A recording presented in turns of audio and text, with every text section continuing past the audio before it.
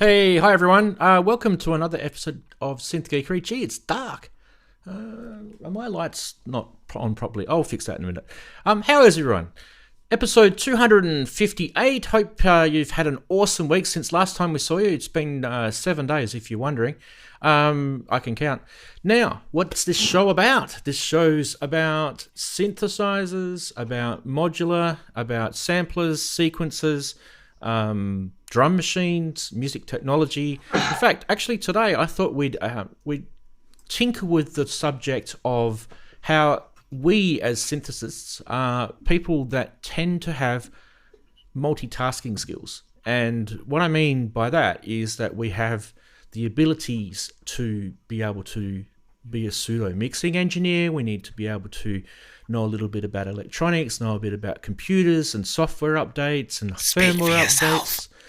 We've got to know all this stuff, and we don't have to know it all ourselves, but we tend to have to be across it is kind of where we want to go. So have a little bit of a think about that. That's going to be our theme for today. We're going to talk about a few things around that topic. Hopefully you can stick around. Don't forget we have the Discord server running during the week that you can catch up on us for everything outside of the show. So please do join that. It's free to join.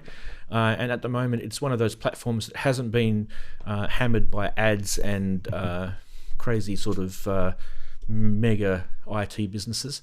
And the other one that I want you to know about, which is probably more important because it's about right now, if you want to join us on the show right now live, you can join us via Zoom. That's the link. Now, what I do suggest you do, if you are going to join us via Zoom, make sure that you probably want to use the Zoom app. It's probably a little bit easier to do it that way, but you don't have to. You can just do it through your browser if you want to do it that.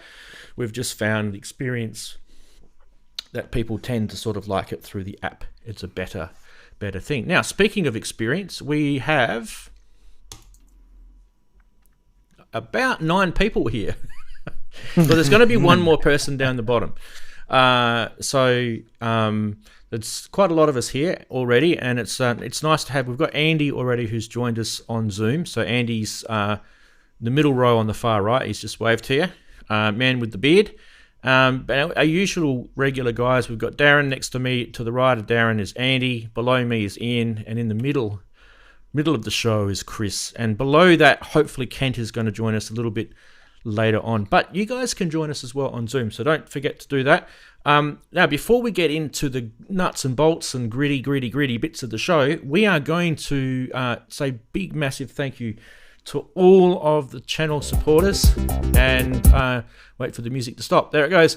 I still need to update this, but these are the patrons and channel members, of course. Now, there's a few channel members missing off the bottom of this. Please give me a couple of weeks to get myself into gear with that. It does take me a little while to sort of add them on, but do know that I appreciate you guys very, very muchly. Now, if you guys are wondering in the chat, channel members are the people that have got the Synth Geekery icon next to their name with different colors.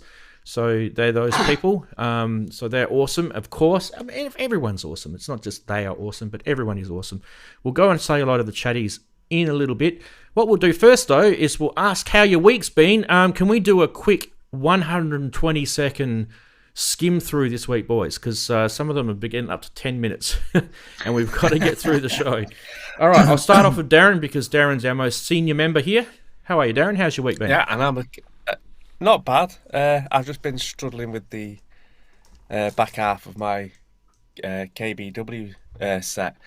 So that's basically what I've been doing all week, and I'm still struggling with it. So the last third's caused me problems. But other than that, yeah, just a normal week. See, jack of all trades, Daren. There's your 120 seconds. Master of none. No, jack of none. Fantastic. That was extremely quick. All right, you actually caught me off guard. Next, Andy. How are you, buddy? Nope, muted. All right, I'm coming back to you. You get yourself sorted. Ian, how are you, bud? Good day, good afternoon, good evening. What have I been doing this week? So, first thing first, released an album yesterday. The Nerve Center album went live on Bandcamp. So thank you for those people that bought it. Saturday night, I went to a really good electronic night called Breeze Block Beats in Frome. and made a new track on the OPZ, and have spent most of the week booking shows for Edinburgh Fringe next week. So I won't be here next week, Rans, because I have got a show. I'm going to see a show right after. The second week we're there, I'm going to try and come in somehow. But all right, you don't have to, mate, because I know it's. Yeah, I'll try. I'm enjoy try. yourself while you're there, mate. Thank you. Yeah, but that's my week, so it's been a bit full on. Fantastic. All right. Obviously, when you get back, we want to hear all about it too. No problem. Yeah. Oh, of course, yeah. All right, we'll try Andy again. Should be better. Is that better? Oh, it is, mate. It's fantastic. Oh. So real quick, I don't need to go on too long. Is at Clownfest this week. Had a studio tour part 2, and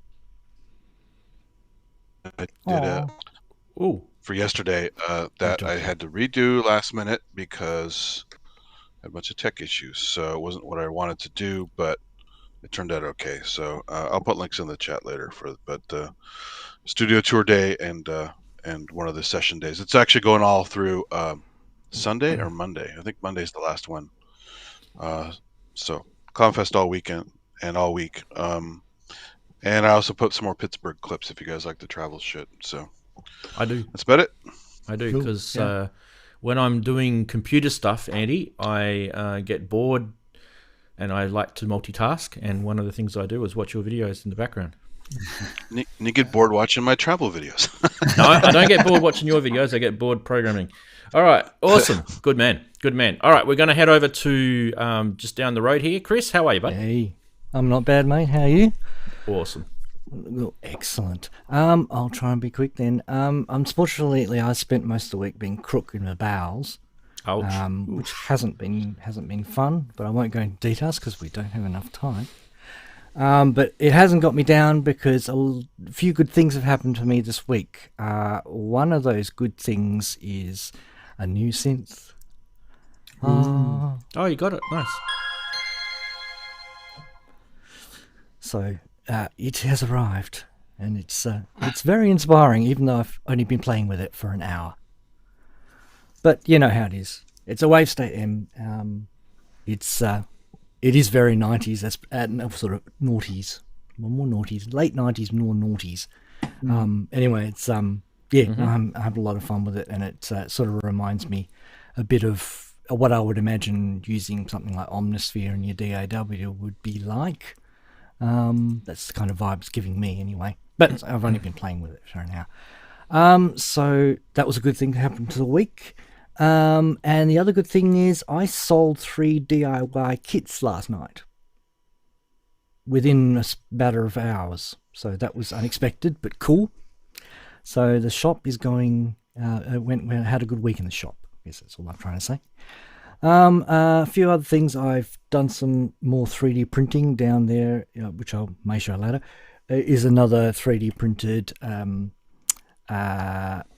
cable hanger, which having gone through many complicated and involved designs, I've resorted back to the good old classic straight linear, because that's actually all you need.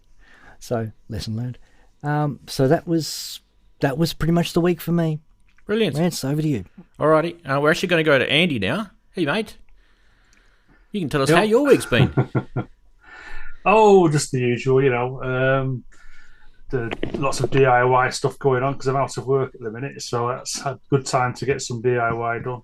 And then in between that, I'm patching up the modular, ready for a performance that we're doing tomorrow on YouTube with Jam Tabber.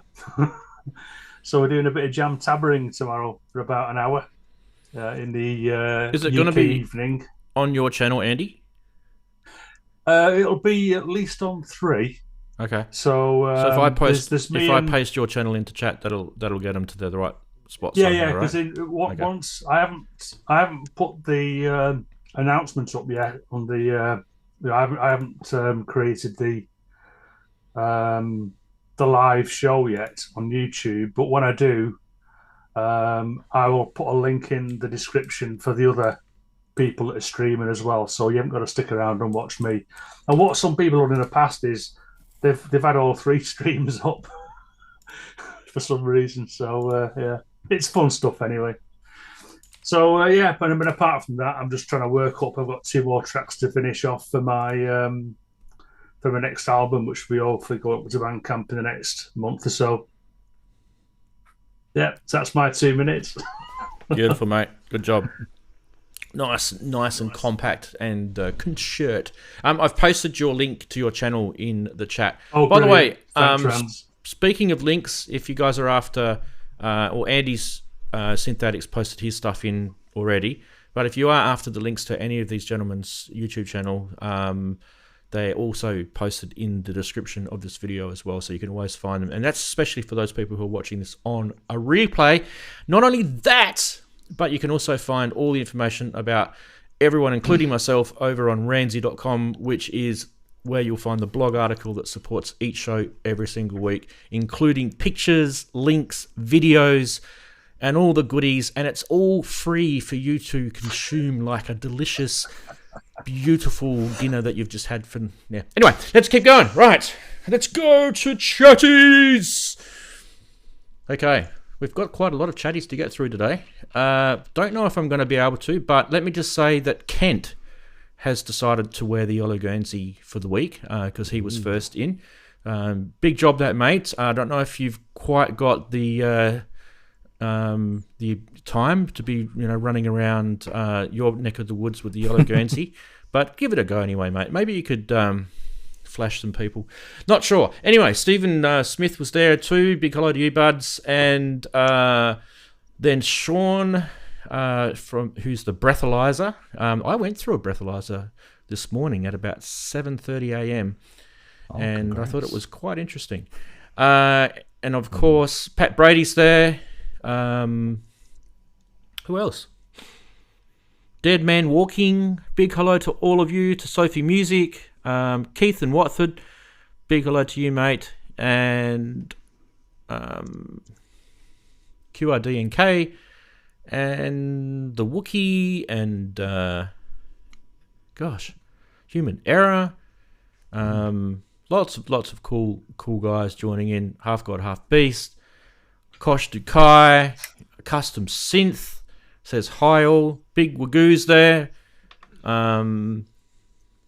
Who else? Tracker Jack, Marky, Kissing the Machine, George Kempson. Awesome having all of you there. And I'll probably just leave it at that for now because I feel like I've got like 90% of you. But look at your screen right now. That's all the cool people that have come in. Now, if you do want to join us, don't forget I'm going to keep promoting this because I think it's worthwhile. You can jump onto Zoom. If you don't want to show your face, you don't have to show your face. You can just mute your camera and just have your voice if you want. I don't think anyone's taken me up on that offer just yet, but that's fine. You might be in a position where you can't show the room, but we can hear your voice anyway. That's no problem. Anyway, we should get stuck into the show. Regular segment time, starting with this. As we say every week, stranger things can happen, including if you jump onto Discord, you'll find a lot of these memes popping through during the week. And this one was sent in by Mac, who's probably already in the chat. Actually, I don't know if I've seen him. Anyway, that one was sent in by Mac. I thought it was quite good. I liked it. The only thing I said was maybe that's a high pass and a low pass. Yeah. Not sure if it's kick and bass, but anyway. Yeah. We'll keep going. Next. Didn't get any laughs for that one. Just got yes. I basically said, look, I found this, but it said ages 6 and up, so that's me out. Anyone else? Yeah. Wow. I mean, we're all pretty childish inside, but yeah. That's a bit Maybe like I can circuit bend it. That looks like the Roland System 1 keyboard, doesn't it? That one, hey? Yeah. Anyway. Next one, we've got some interesting rock bands that are starting to show themselves on social media. This is Paramore. It's an American rock band formed in Franklin, Tennessee. There's a lot of layers in this in 2004. I don't know if that myth has been busted. I don't know if you got it there, guys. He does kind of look like the Paramore singer. So, yeah. Doesn't he? Yeah, doesn't he? Keeping along the same theme, we've got the Backstreet Boys. That one I like. Beautiful. The many faces of Bach. I don't want it that way. Yes, we have some Housse. Right, anyway, let's keep going. We've got Neil Tennant. I saw this one. And Neil Landlord. And then Chris jumped into there, and he said that he thought that it might be a good idea for Chris Lowe meme to be along the same lines. And I thought that was a low blow. And then all of a sudden, Blofeld meme comes in. Yes, very good. all about timing, people. It's all about timing. Okay, favorite meme of the week. You have Sidechain, Ranz's keyboard, Mythbusters, Backstreet Boys, Neil Tennant, and Blofeld. Oh, geez, it's an easy one for me. But hey, it's not about me. Chatties, give us your recommendation. Oh, wow. Wow. Look at that. Look at that randomness. How am I supposed to judge from here? That one's pretty good. Every time I see that guy, the Kramer guy, I think of his rant on stage where he lost his career. So, what's interesting is what I think might be the best is completely never the case with you guys in chat. That's for sure. Okay. Are we going to go Bark? I think we're going to go Bark. Jeez, it's close though. Yeah, I think Bark's got it. Bark's got it, people. It was pretty good, wasn't it? I have to admit, whoever did that one did a good job. Yeah. Awesome. That is it for Funny Side for the week. News-wise this week, we do have a really, really big news item, and then we have not much after that. So let's get into it. I did love it. And obviously, this is the big one. This is slapping us in the face like a wet cod that you've just pulled off the line. Yep, it's the Akai MPC 3.0 firmware for your hardware. Okay, so just remember that this is not the MPC software. That's still remaining at 2.0 at this stage. So this is just for people that own the Akai MPC Live, Live 2, 1 Plus, X. Have I forgotten any? Probably not. Sounds like it. There isn't any updates. This is not to do with the Force. This is just MPC. So just let's keep that on track. We won't talk about the Force yet. I think there's going to be some news soon, so we'll probably be able to dive into it when that comes out. But let's head on over to the video, and we'll have a little listen to Andy Mack, of course, from Akai Pro, and he'll introduce it to us, and then we can come back and we can pull it apart like a science project. Welcome to this overview of MPC 3. This is our most powerful software update for the MPC standalone platform, elevating your productions to the next level with a powerful new main mode, delivering fast access to your features with stunning visual feedback, streamlining your workflow. Now with a linear timeline arranger, you can now record, edit, and arrange your beats and productions from start to finish every time. MPC3 introduces advanced macro controls for your Q-Links and XY pad with endless possibilities. With a brand new track and pad mixer with vibrant colors pushing the boundaries of your mixing. The new XL channel strip providing fast access to your plugins and effects, along with powerful automation across your masters to your groups. You also have full compatibility with MPC Stem Standalone, disk streaming of audio tracks, and many more enhancements inside MPC 3.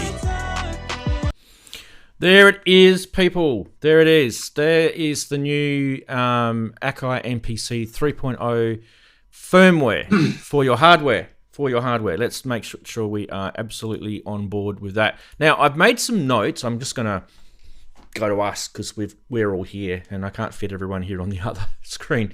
When I was dissecting all the videos, I watched Loopops, I watched obviously Andy's video just there, and a couple of other opinion-based videos I watched. I actually reached out to Akai Pro during the week. I haven't heard back from them because I'm so important. Thanks, Akai. I did tell them that I was going to be talking about their product on the show, so they obviously thought that was really, really important. Anyway, and things I noticed, by the way, that's a slap to you, Akai, for being completely only interested in the popular people. Major changes to the main screen were a pretty big thing here. So when you're kind of used to a user interface and they're bringing out the new version, so we're going from MPC 2 point whatever, I think it's up 2.15 at the moment, and you're going to go to MPC 3, the main screen is actually completely changed. And in a way, you're going to, if you're used to touching things on the screen and, you know, working with your music equipment that way, it's going to trip you up. So you're going to have to relearn how to use that device to a degree. It's not going to be a complete relearn, but it's going to be, you know, probably a challenge at the start anyway. One of the major changes, and Daren, you kind of know a little bit about this because you've got a force, is that they've dropped the whole idea of programs now. And they're kind of still there, but what they've said is that they believe the way the programs worked with the MPC, they thought it was a little bit convoluted. So here's a couple of screen grabs so you guys can have a look at while we are talking about this stuff. Now, that if you want to do things like add an audio track or add a clip or something like that, you can just do it without having to completely set up programs and stuff like that. So that's one of the good things there. Now I'm adding people in that have joined Zoom as we go. All right. So the next thing is one of the things that I have been looking for ages, and that is that when you bring, say you're bringing a new sample pack in, there's an option now, which is by default, you have to uncheck it if you don't want this, where it will clear unused samples on load. And that's brilliant because there was no way before that you could clear out your unused samples. It would just get more and more and more and more bloated the whole project, and people, and you know, you'd crash your MPC eventually if you kept loading samples. It was just a really stupid system, and I mean, you could manually go in and remove them, but that was very convoluted. So now it's just got this automatic thing. It knows what you've used, what you don't use, it clears it out, and you can turn it off if you don't like it. That is actually really good. You no longer need to switch between audio and MIDI modes, which is good. I mean, if anyone wants to see what that looks like, I've got the MPC next to me here, we can show you, but I don't have MPC 3, by the way, because they haven't given it to me yet. You can easily rearrange tracks, and this is something that you could never do before. So if you're putting the order of tracks in, and then like you get, say, track down to track 5, you couldn't then rearrange the order of your tracks on an MPC. If you wanted to do that, you'd have to create, well, the only really easy way to do it was that you import it back into your software, do it in your software, and then drop it back out into the hardware. It was like convoluted. You can now do it on the device just by dragging and dropping. So that's something that should have been there a long time ago, and it's there now. The 2 channel strips, which you guys would have seen in the video, it's also on that graphic there, which I will put up again. Oops, let's do it this way. So you can see down the bottom the 2 extra large channel strips. Now these 2 channel strips are actually really, really good because they are contextually relevant to the functions that you've got on your current track that you're working on. And the channel strip 1 is relevant, and the channel strip 2 is sub-relevant to the channel strip 1. So it's actually quite intuitive how they've done it. And you can also change it to whatever you want as well. So it's flexible. So there's that. This is just a real quick overview of what I've discovered. Extra mapping for the Q links. Now this is really, really cool. Q links are those 4 buttons down the right-hand side of your MPC. You can now macro them Finally, you can macro them, and you can macro them like MIDI. You can macro MIDI stuff, right? So it gives you really, really good flexibility with that. The other thing, by the way, X101, your video is not working. The other thing with the Q-Links is that there's a new momentary feature, and that is that momentary is basically you put your finger on it, it does whatever it's supposed to, that you've mapped, and you take your finger off, and it will stop doing that. And that's actually a really powerful thing. So if you can think about all the things that you can do with an MPC, with audio, MIDI, CV, mapping, literally a touch sort of momentary, thing to anywhere in your studio, that could be quite a powerful sort of performance thing. And I reckon it's getting a lot of people thinking, that'd be cool. I could set off laser beams or whatever while my finger's on the button.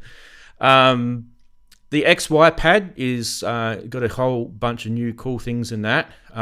You probably saw it in the video where he was showing the columns of the XY pad, and there's rows, and you can actually assign different effects to different columns and rows. It's not just a single thing which has an XY sort of parameter.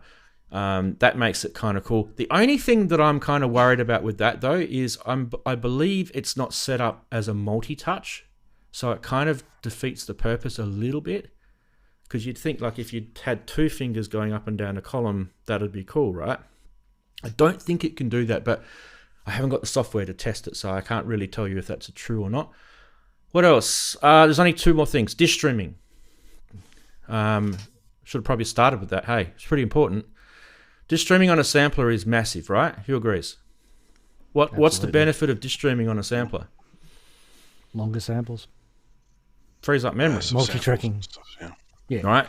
Instead of it loading it to memory, it's playing it directly off the device internal storage. And in an MPC, if you've got an MPC live, you can have 3 different places that you can store samples. You can store internally on its own memory. You can store it on an SD card, or you can store it on an SSD drive that you can install. They recommend using the SSD drives because they're faster, of course. It took the Force almost a year to get disk streaming. Yeah, it did, yeah. And there's now an option now for the looper to export audio, which is a cool thing. Now, that's kind of just me just looking at it really sort of quickly and saying, these are the cool new features. I think the other one probably will be that people will just like the new user interface. It's more colorful, it's more intuitive. There's that side of it. Anyway, I thought I'd open up to you guys, and I want to put X101 by your audio is working, by the way. Is the audio working? Yeah. Yeah. I don't have a cam. Okay, you don't have a cam, so we can actually hear you. So you can just sort of butt in if you need to, mate. Yeah, I'm actually quite annoyed by this update because I think the linear arranger doesn't actually work for the MPC. It's actually destroyed the MPC's workflow. I'll give you an example. On one of the videos, he was showing how he was doing arrangements by... See, with MPCs, what you do, you mute the stuff you don't want to play on that actual sequence.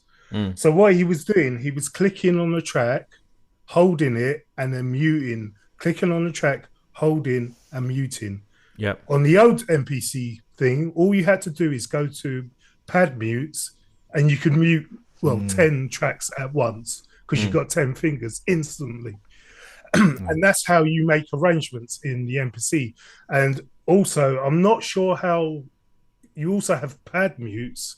So say, for example, you've got a drum track with all your drums on, but when you're making your arrangement, you might want to have like the kick drum in, and then you might bring in the hi-hat. So you just unmute on that sequence, you unmute the hi-hat pad, and then you bring your clap in and you unmute your clap pad.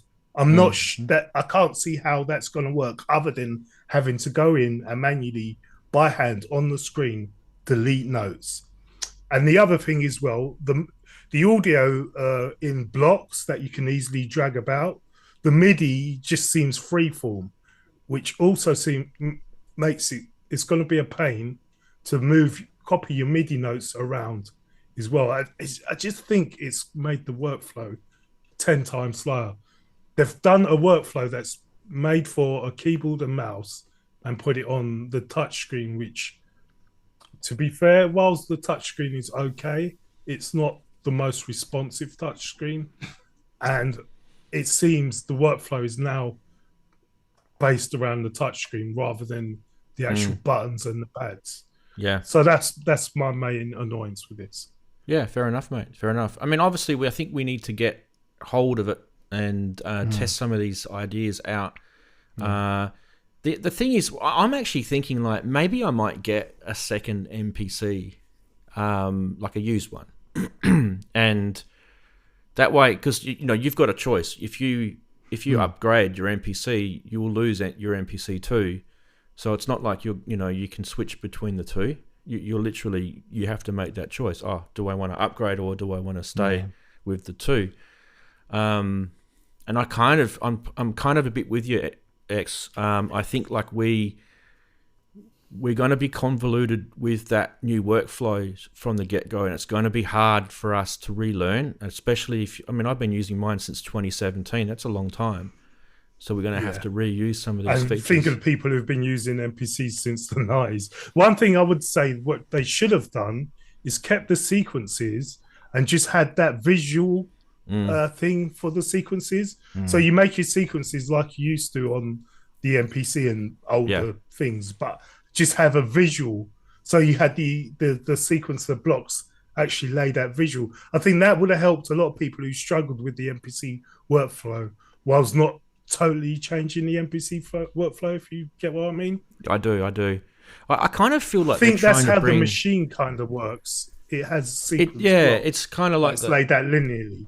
Well, it's a little bit of Ableton, a little bit of machine, and a little bit of the Force, I guess. Probably more the Force than anything.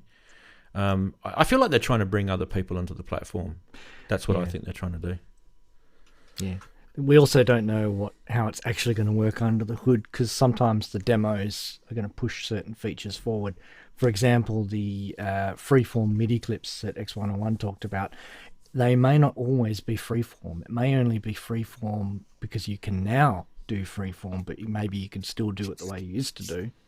And it's just that they're pushing forward what's new as opposed to talking about what still remains. I know they did that a bit in their video where they said, oh, this thing's still there, but I don't think they would have covered every single thing that's still there, especially if the workflow is slightly changed, which again is a problem anyway if you've got muscle memory. But I suspect things like being able to mute the individual parts to make your arrangements, I suspect what that might change into under 3 is some form of mixer control or track control on the arrangement that's also controlled from the pads. Whether it's there already, we don't know, but whether I suspect if there's a bit of a furore about this, then they'll probably put that back in. Yeah, there is the new track and pad mixer on the top right-hand corner there of the screen, which is basically exact. If you guys own a Force, Daren and I are nodding our head right now. That's exactly what was in the Force. So they've just cut and pasted that software and put it across. The arranger looks similar to the Force as well. It's probably a little more colourful and maybe slightly convoluted, like X101 said. I really find it hard to believe that they would take away those pad mutes, because I mean that's really such a big performance workflow thing. That just seems kind of crazy. Yeah. I suspect it's a communication problem.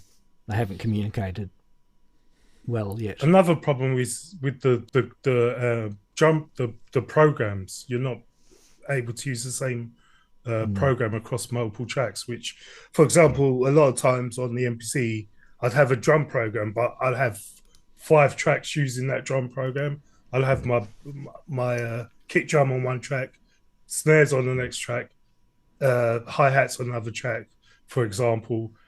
And now I saw someone saying, oh, you can sort of do a MIDI track and then route it to that program. It just, I don't know, it just made it, seems they've made it over complex to try and please a certain crowd. Yeah, I think you're on the nail there. I think they're trying to get more people onto the platform, And there's a very, very dangerous part where you will literally burn all the classic MPC beat makers because they don't want it to be a DAW. It's getting very close to being one now.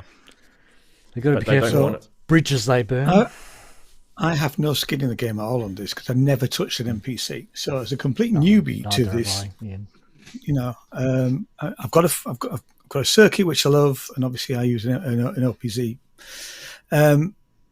So would this make me buy it? This new upgrade? It depends on how complicated they've made it versus maybe their goal was that they wanted to make it more simple, which I kind of find weird because with all of these types of music equipment, there's going to be people that love it and people that hate it, right? So there's going to be people that are on the Electron, there's going to be people that are going to be on the Machiner, right? And so that's just the nature of the beast. But I don't know, I kind of feel like it's a dangerous place to go if you're going to try and make it so that everyone likes it, because I don't know if you'll ever get there. It does seem a bit of an on goal. If I mean, like I say, obviously nobody we know of has actually tried it, do we? So we quite know. No, we haven't got it yet. No, all the details, and the devil probably is in the detail. But it does seem a bit of an on goal if they're going to actually change the fundamental way that the instrument works and that everybody's been happy with for a long time. Well, it's kind of like if they change the way you do lazy chops. People love lazy chops, and if you take that out, then people are going to say, "I'm not using this box anymore." So yeah. So X101, and also because they make it all around this touchscreen, the touchscreen is weak on these things. It's not very responsive. Yeah. Now you're making people live in. It's not like an iPad touchscreen. You can. No, not at all. And it's before we go into the touchscreen, you can just quickly saying you can plug in a mouse and you can plug a keyboard into this. You can do that. Yeah. But so I don't think I would ever do it, but you can. How many NPC guys are going to do that? I know. So, no, I was going to go back to X101 for a sec because I mean I mentioned before I've had my live since 2017, but I used to have an MPC 1000 before that, and that would probably date back. Yeah, I've got 1000 as well. And I had the J firmware on that. Yeah, I've got JJIS. Yeah, I love the. I actually resisted getting the live for a very long time because again, it's becoming more like a door. And one came up for like 600 quid, and I thought, which was practically brand new, and I thought, well, might as well. Yeah. And I do like, having all the effects and stuff. I will say the new mixer is really nice. I like that. I like the way you can, you have on the main screen, you can sort of see the master bus and your track bus and add effects and stuff. So they have done some good stuff. It's just the way they've changed the fundamental way MPCs work. It's just bizarre. Because I'm trying to get my head around. If you look on any forum, you have people go, arrangement view, and they've caved in. I've found. Oh god. Yeah.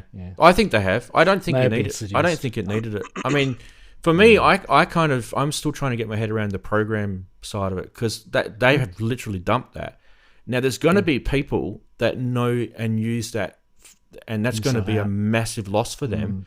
For me, I used to always find it a little bit annoying, the programming side of things. So, because you have to, when you're using an MPC2, you have to set up a program. You have to kind of go through that whole sort of step separate process. Yeah. Now it's basically doing it for you underneath in the software, and it's kind of working it all out without you needing to know what it's doing. So, for example, if you want to make an audio track, you just say audio track. If I want to make a MIDI track, bang, MIDI track, and you don't have to go and create programs and program groups and all this sort of crap. You've still got the ability to group stuff and pad groups and all that. It's all still there. But I feel that might have been quite a genius move, jumping the program thing. I know it's going to peeve some people off, but I feel that's quite genius. And I feel that probably might be good for new people coming into the platform because I felt that a lot of people couldn't get their head around it. And like if you use the old MPC 1000, it didn't really have that sort of convolution in that. It was easier to create tracks and things that way. So I kind of felt like that was an MPC 2 stupidity thing. Interesting. Yeah. The way they've done the audio tracks now is also better because before this update, the audio track was it was like almost separate from the programs. So what they've done does make sense to me now, but it's kind of merged those two things together. They're not kind of living off in their own little worlds. So that is a good thing, but it's just that arrangement for you, I hate. Yeah. And you probably don't even need to use it. I mean, that could be something that you could just ignore. It's there, but you're just ignoring it. I just didn't understand. There was some part in Loopop's video when I was watching his where he was talking about how you can select regions and then select a different tempo for regions. And I thought, what? How can you do that? Because, like, wouldn't that change? If you know how an MPC works, hang on, that's going to change that particular sequence. And it just I just thought, I don't get what they're trying to do here. And that becomes like a DAW, right? Where in a DAW, you've got regions and you can select them and change tempos. So, you're with me, aren't you, X101 on that? Because that's kind of weird. Like, how do we do that? Yeah, that does seem a bit weird as well. He was drawing on the screen, like showing these like that and the automation, and you could see how bad it was laggy. The touchscreen was.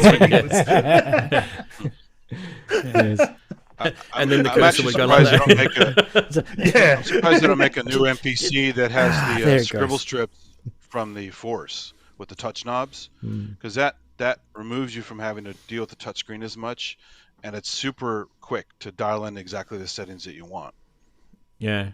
I don't know. Maybe I don't know if MPC you use Live. that much on the Force, Ranzee, but MPC Live 3 made by Apple might be the way to go because it's got a better touchscreen. Let's be honest. no, because Apple screws up stuff too. So it doesn't just because it's Apple doesn't mean it's going to be perfect. So. No, not perfect, but definitely better than yeah.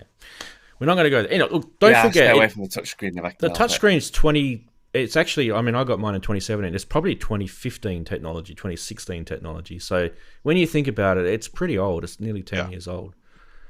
So they probably need to update the hardware. I think X101, you said that earlier, didn't you? You said, I feel like that the hardware might be struggling or something. I think, was that you that said that? Yeah, I mean, on the new, also with this streaming now, you're going to have to, you can put an SSD, but if you're unlocking, the MPC-1 got more internal storage. Yep.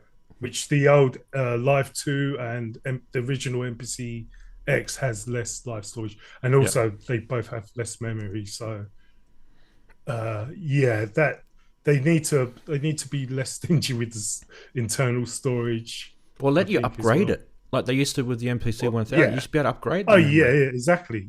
Yeah. Put a stick of RAM in, or I mean, they let you touch the hard drive side. Why don't they let you touch the memory?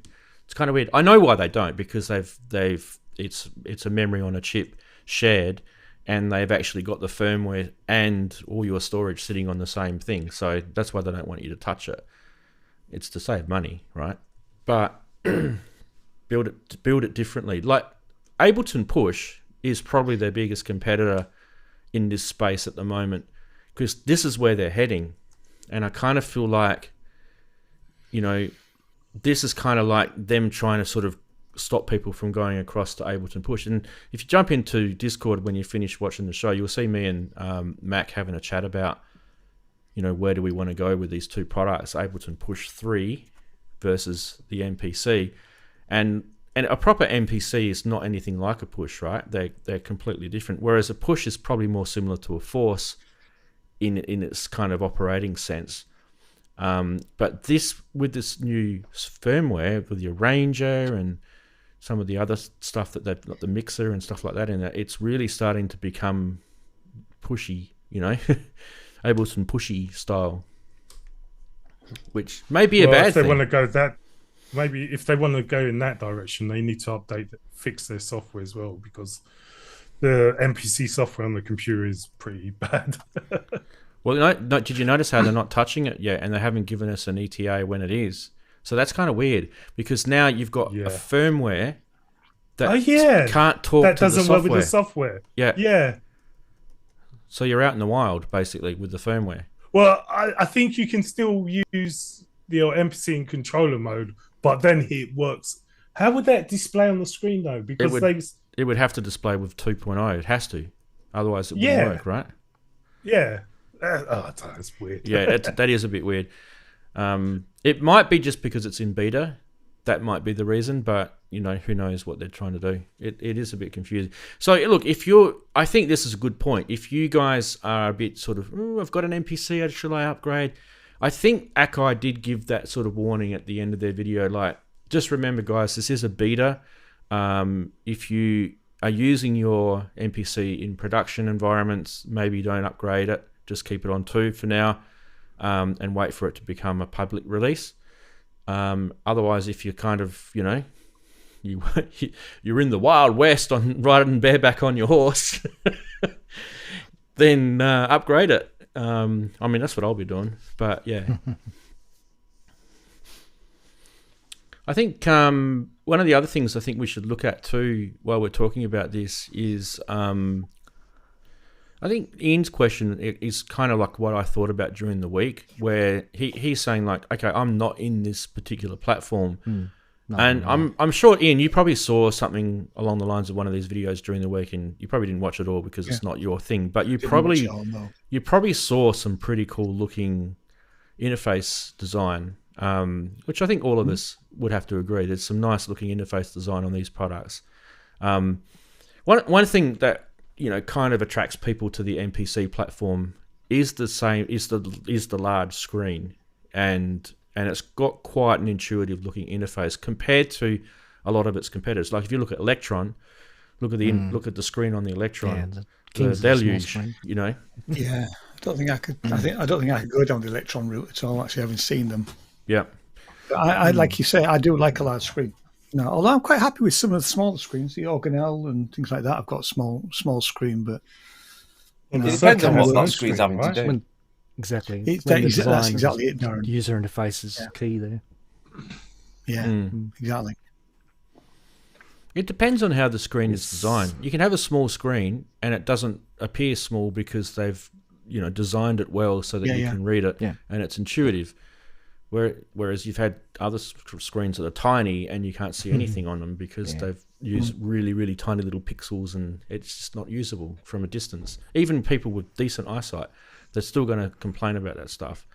For me, it's more about the functionality of what's being displayed on the screen. Like an MPC, I kind of feel like you've got... in the 2.0, there were some really kind of annoying displays, like for example, I'm so glad they put this new mixer out. Like I'll go back to the graphic now. Yeah, I agree as well because the old mixer was absolutely terrible. Didn't even look like a mixer. Blocks and little blocks, and you had to look at these tiny little red lines on the block. Yeah, it was pretty bad. So that is a really good update. I do like that, and I'll praise them for that.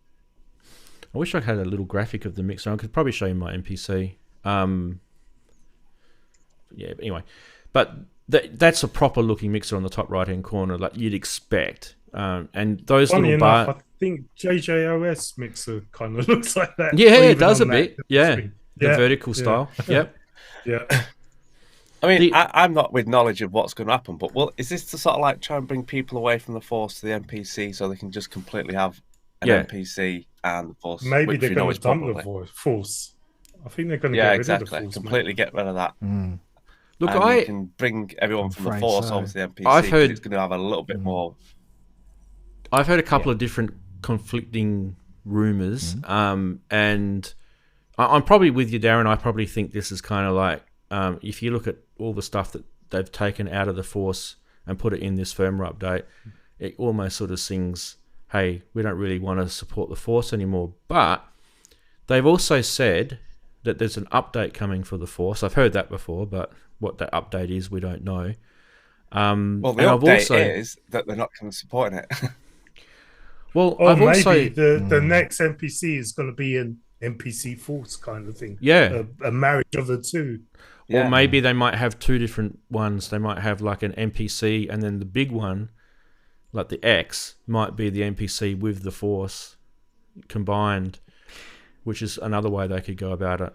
You know how you've got the MPC X, right, which is now pretty outdated, and a lot of people, there's not really a lot of reason why you'd need to buy an X now if you think about what the One Plus has got, for example, and what the Live 2, I guess, has got. There's not really a point to it. So I kind of feel like, and also if they're going to bring a new Force out, like a Force 2 or whatever you want to call it, they need to tilt that screen up. Like, that is just really, really annoying how that screen is. That was the first thing I said when I saw that thing originally. It was like, why? Okay, if you're standing up, great. It's great if you're a live performer, but if you're, sat in your studio in your desk and because it's so far back as well, it just, I don't know, Daren can speak to it, I guess, but I'm sure the viewing angle is, you saw always crooking your neck to look at it, no? Yeah, I mean, mine's propped up at like 70 degrees up on the desk here while I'm working on it, because there's no point in having it flat. Exactly. But for live, like I say, I have it stood up fully. Well, you've seen it. It's propped right up against, tilted towards me, almost flat. Because if you used to work off a table or something like that, then you'd literally you'd be stood right over it, looking down all the time. Which, it's not good for your neck and your spine. Like, you think about the ergonomics of that is just ridiculous. No.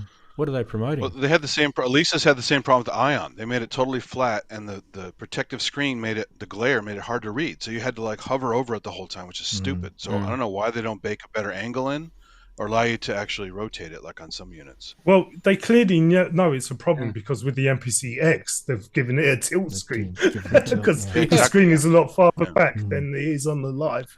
I had to put my Force in a guitar stand to use it on the table. It's stupid, right? Well, that's the thing that had me scratching X, is that they had the MPC X out before the Force came out, right? And they had the tilt screen on the X. Why didn't they put it on the Force? It's always made me scratch my head, that whole decision.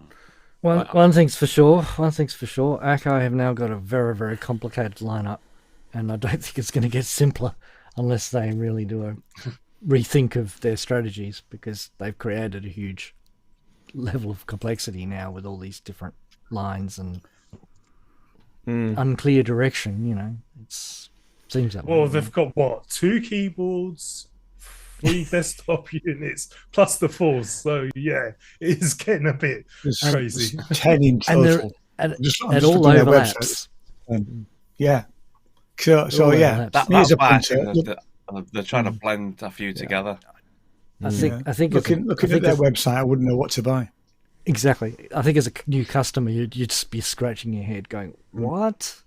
Especially when it's like, "Oh, well, it depends if you get this one that was available from this date to that date, so they're hanging around second hand, and these ones are available from that date to second hand." So when you're looking up stuff if you're looking for second hand NPCs, that gets really, really confusing, because there's even more than there is available currently, and you're like, I've got to do research on every single model. So would this make you think about getting an MPC 1 then, and using it live as well as MPC 1 Plus? You'd be getting an MPC 1 Plus. Yeah, MPC 1 Plus. Yeah, obviously. So the MPC 1 Retro Edition isn't the MPC 1 Plus in just a different skin?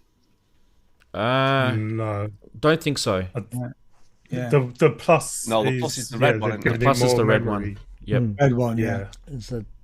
You want to get that one if you're going to get one. Yeah, because it's got the better memory internally. Yep. In hindsight, if I could go back in time, I probably would have got one over the live. I think they could actually dump the live. I know a lot of people like the speaker. I don't, and the battery. I don't like the speaker. Yeah, but I never use it unplugged, because the only reason I bought the live, because I was used to the 1000, which the effects sucked. Yeah. So I liked having a lot of individual outputs and stuff like that. But the effects and EQs and all that on the new MPC are so good, you don't really need it anymore.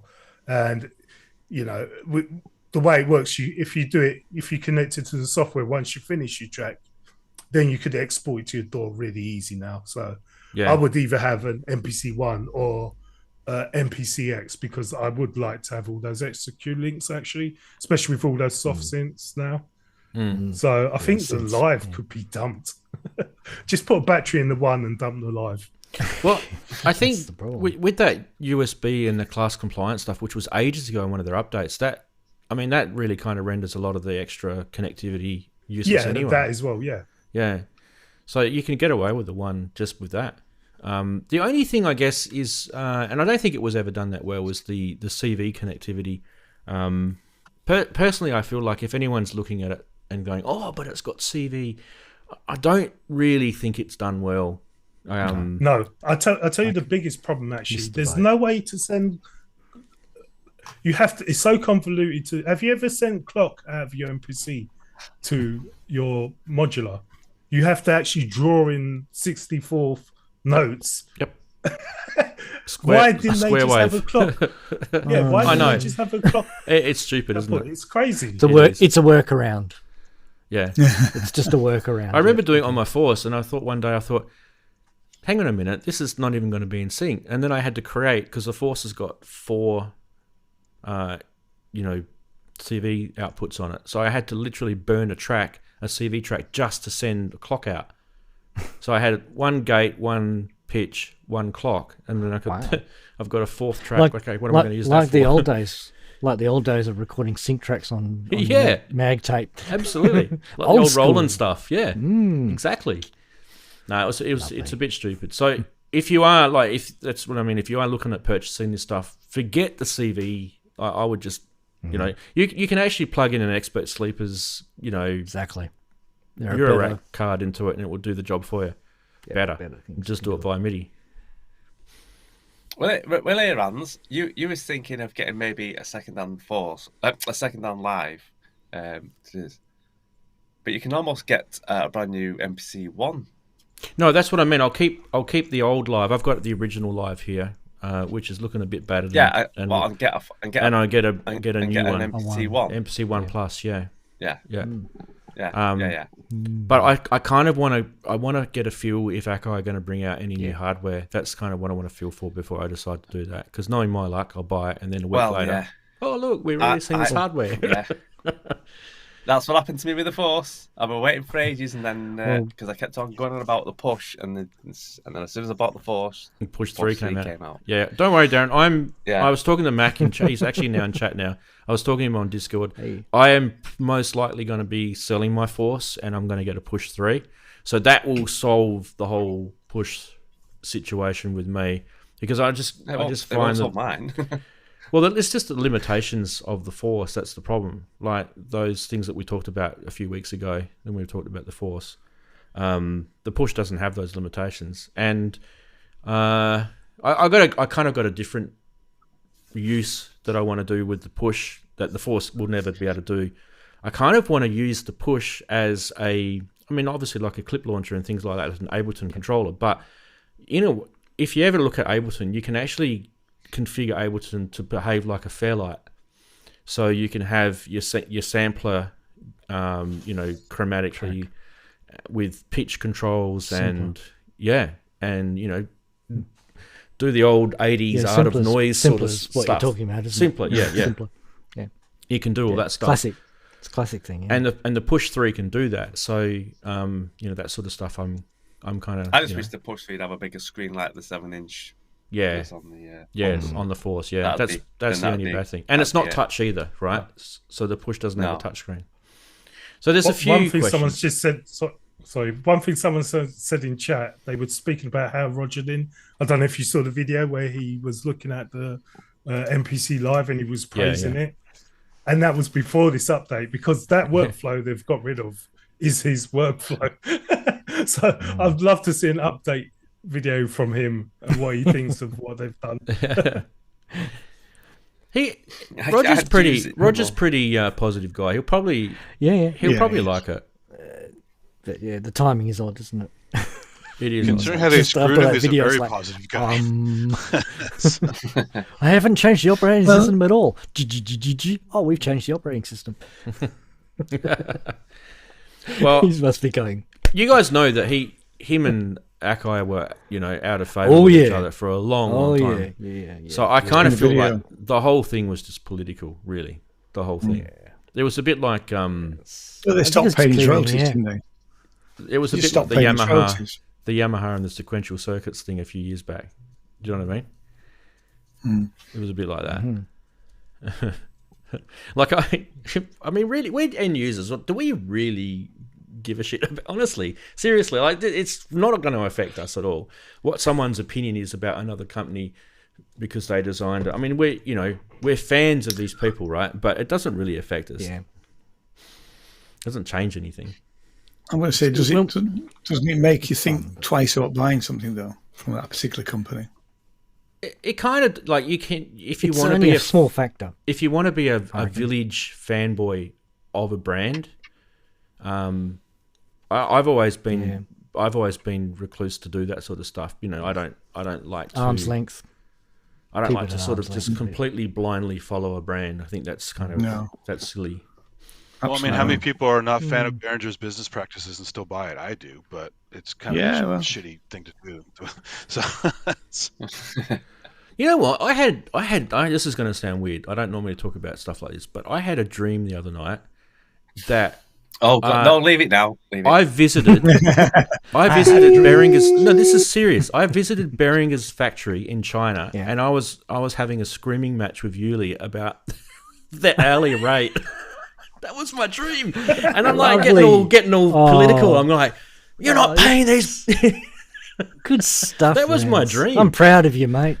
So Even you if it know, was this free. stuff affects us mentally. Yes, it's your brain reminding you that you do have a. you should have bonked him with a didgeridoo. We don't. Yeah. We know don't what you get need to to control. You need to go over there and make a union for them. That's what your dream's telling you.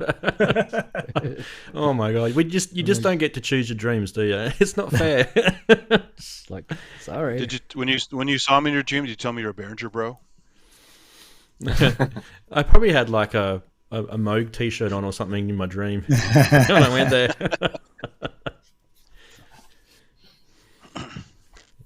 The craziest thing about that dream, though, was the fact that Yuli was there at the factory.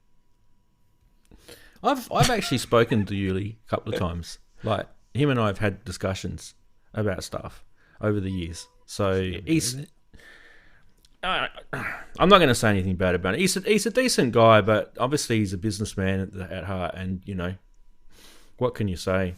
There's worse people in the world. Do you know what I mean? Yeah. Like I don't know. I think we can sit in our chairs and you know start to sort of push our views about what we think about things happening in the world, but what are we really doing sitting in our chairs? That's kind of it is the you know, the era of our own entitled opinions. Yeah. Well, I mean, there's ethical behavior. There's ethical behavior. We're not doing it either because we let it happen. But you still got to call out to people for doing the bad shit, right? Yeah. Yeah. Oh, I mean, like, you know, your country, Andy's like, they're the mothers of this stuff, forget right? about it. You look at all this stuff going on now. I mean, all this Trump nonsense and stuff. I mean, Jesus Christ. Oh, God.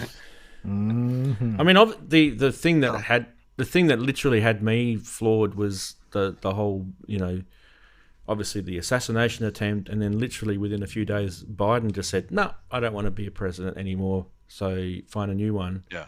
And your country's like literally going. Remember we talked about this. I said the thing that makes me disappointed is that there's no one good that's running as a candidate, right? Yeah, and then one of them steps down. Exactly. It's like, I didn't know he had to step down. He's had problems for a long time, and he just finally admitted it to himself. So, Chris says, "I'd tell everyone I'm Canadian." You can almost get away with that, mate, because you live in Chicago. You can almost get away. All you got to say is "out." Out. I can't talk because Be a I'm little bit British more and our polite. politics is crazy at the moment as well. So With your 400 prime I know, ministers. but, yeah, but 401 this week. Yeah.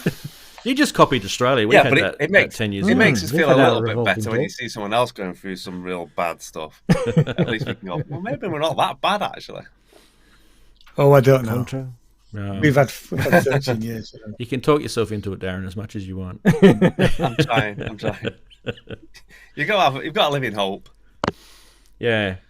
I wish there was a way, you know how with, you know, laptops and stuff, you can dual boot. You can say, all right, I'm going to dual boot my laptop, so I'm going to go into Linux or I'm going to go into Windows or whatever. I wish there was a way you could MPC, dual boot your MPC so that, you know, I can choose whether I want 3 or 2. All operating systems should have a boot menu. Or Then they'd we pass could just have savings on to JJ. you, and you'd spend twice as much. And JJ, yeah, that'd be cool. Yeah, we could just have JJ come in and save the day. Absolutely. Someone needs to do like the touchscreen version of JJ. I reckon that'd be awesome. That'd be so cool. Well, it's like the Typhoon OS on the TX16W. Right. It's nice. Nice to change it sometimes.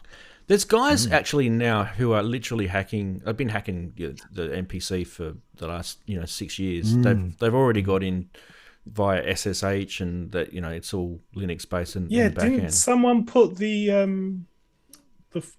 force on the normal MPC or something like that? You can put the force firmware on the MPC. Yeah. Which is weird, right? Because you're like, okay, where's my pads? Yeah, Exactly. Yes, right. All right. Well, I think we kind of killed that to death. But it's kind of watch this space now. We really need to get this in the wild and see what we really think of it, Early don't we? days. I stand by what I said. Akai don't even know where they're going half the times. They're confused. I think that. I think you've got different They're teams, don't you? Like in these big you've got different teams, and then one team has to answer to another team who has to answer to corporate headquarters. You know what I mean? It's one of those typical corporate situations. And if you ever were to find out what was whispering behind the walls, you'd probably think these guys really want to do some good stuff for us, but these guys that sit in this office over here keep stopping it from happening.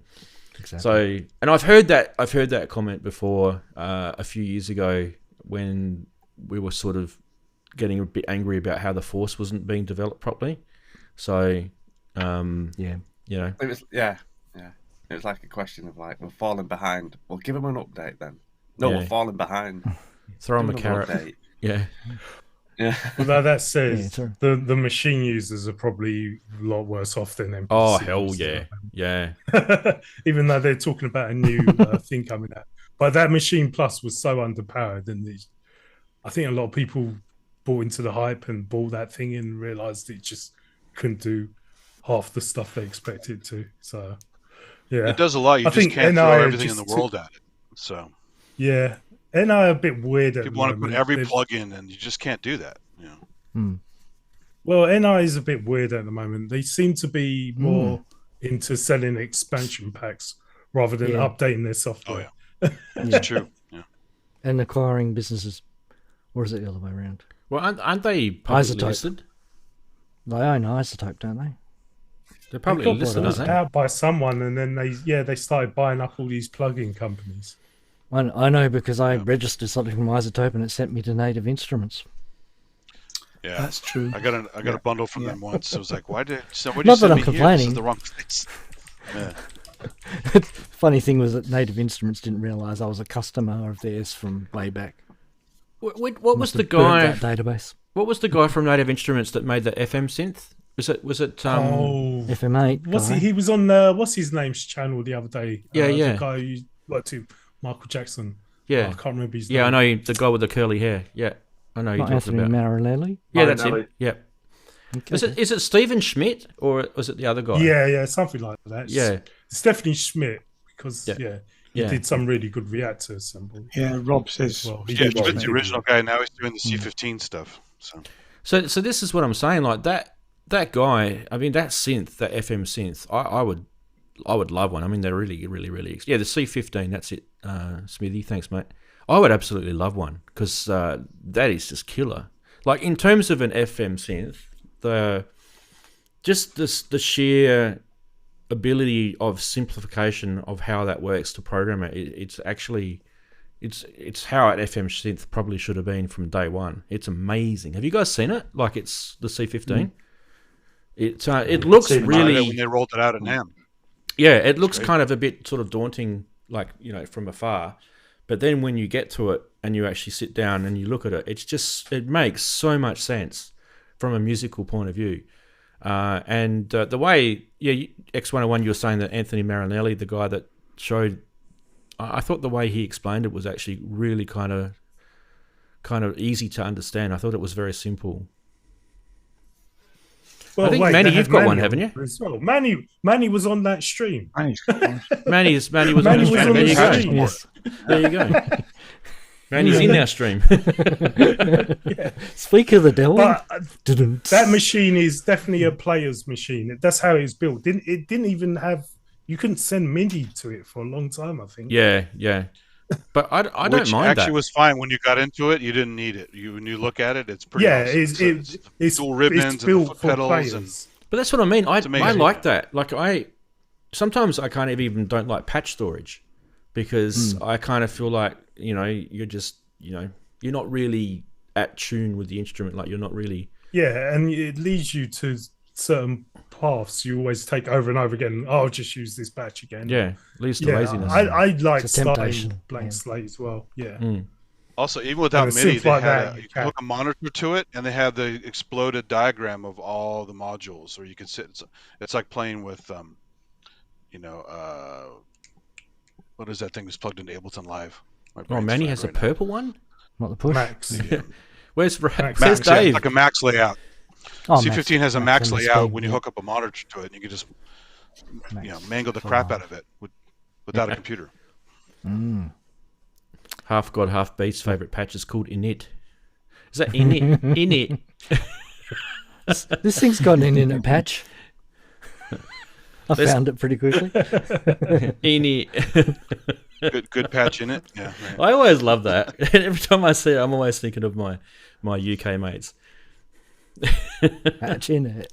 It's a good patch in it. Yeah, it certainly is.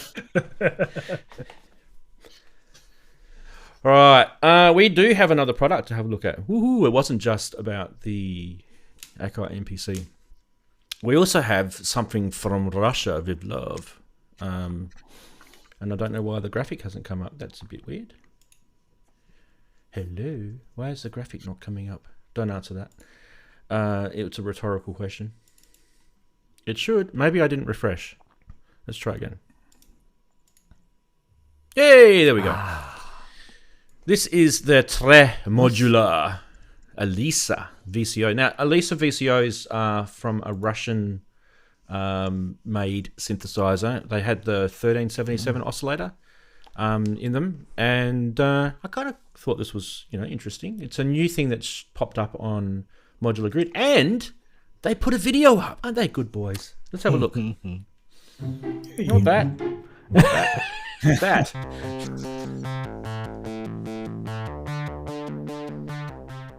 Hi everyone.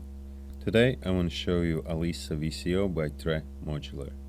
Alisa VCO, as the name suggests, is based on one of the most unique Soviet synthesizers, Alisa 1377. Alisa VCO offers three classic waveforms: triangle, ramp, and pulse. In addition to those waveforms, there is a wave-shaped signal output that serves as the fourth waveform.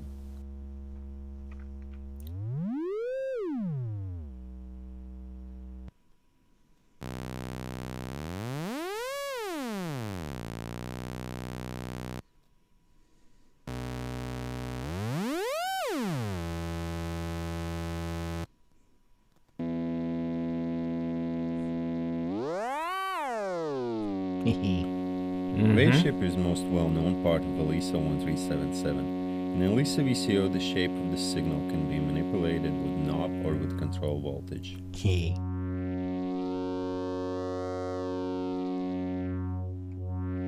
Oh, I like that. Alisa VCO has an exponential FM input, level of which can be controlled with its dedicated control knob.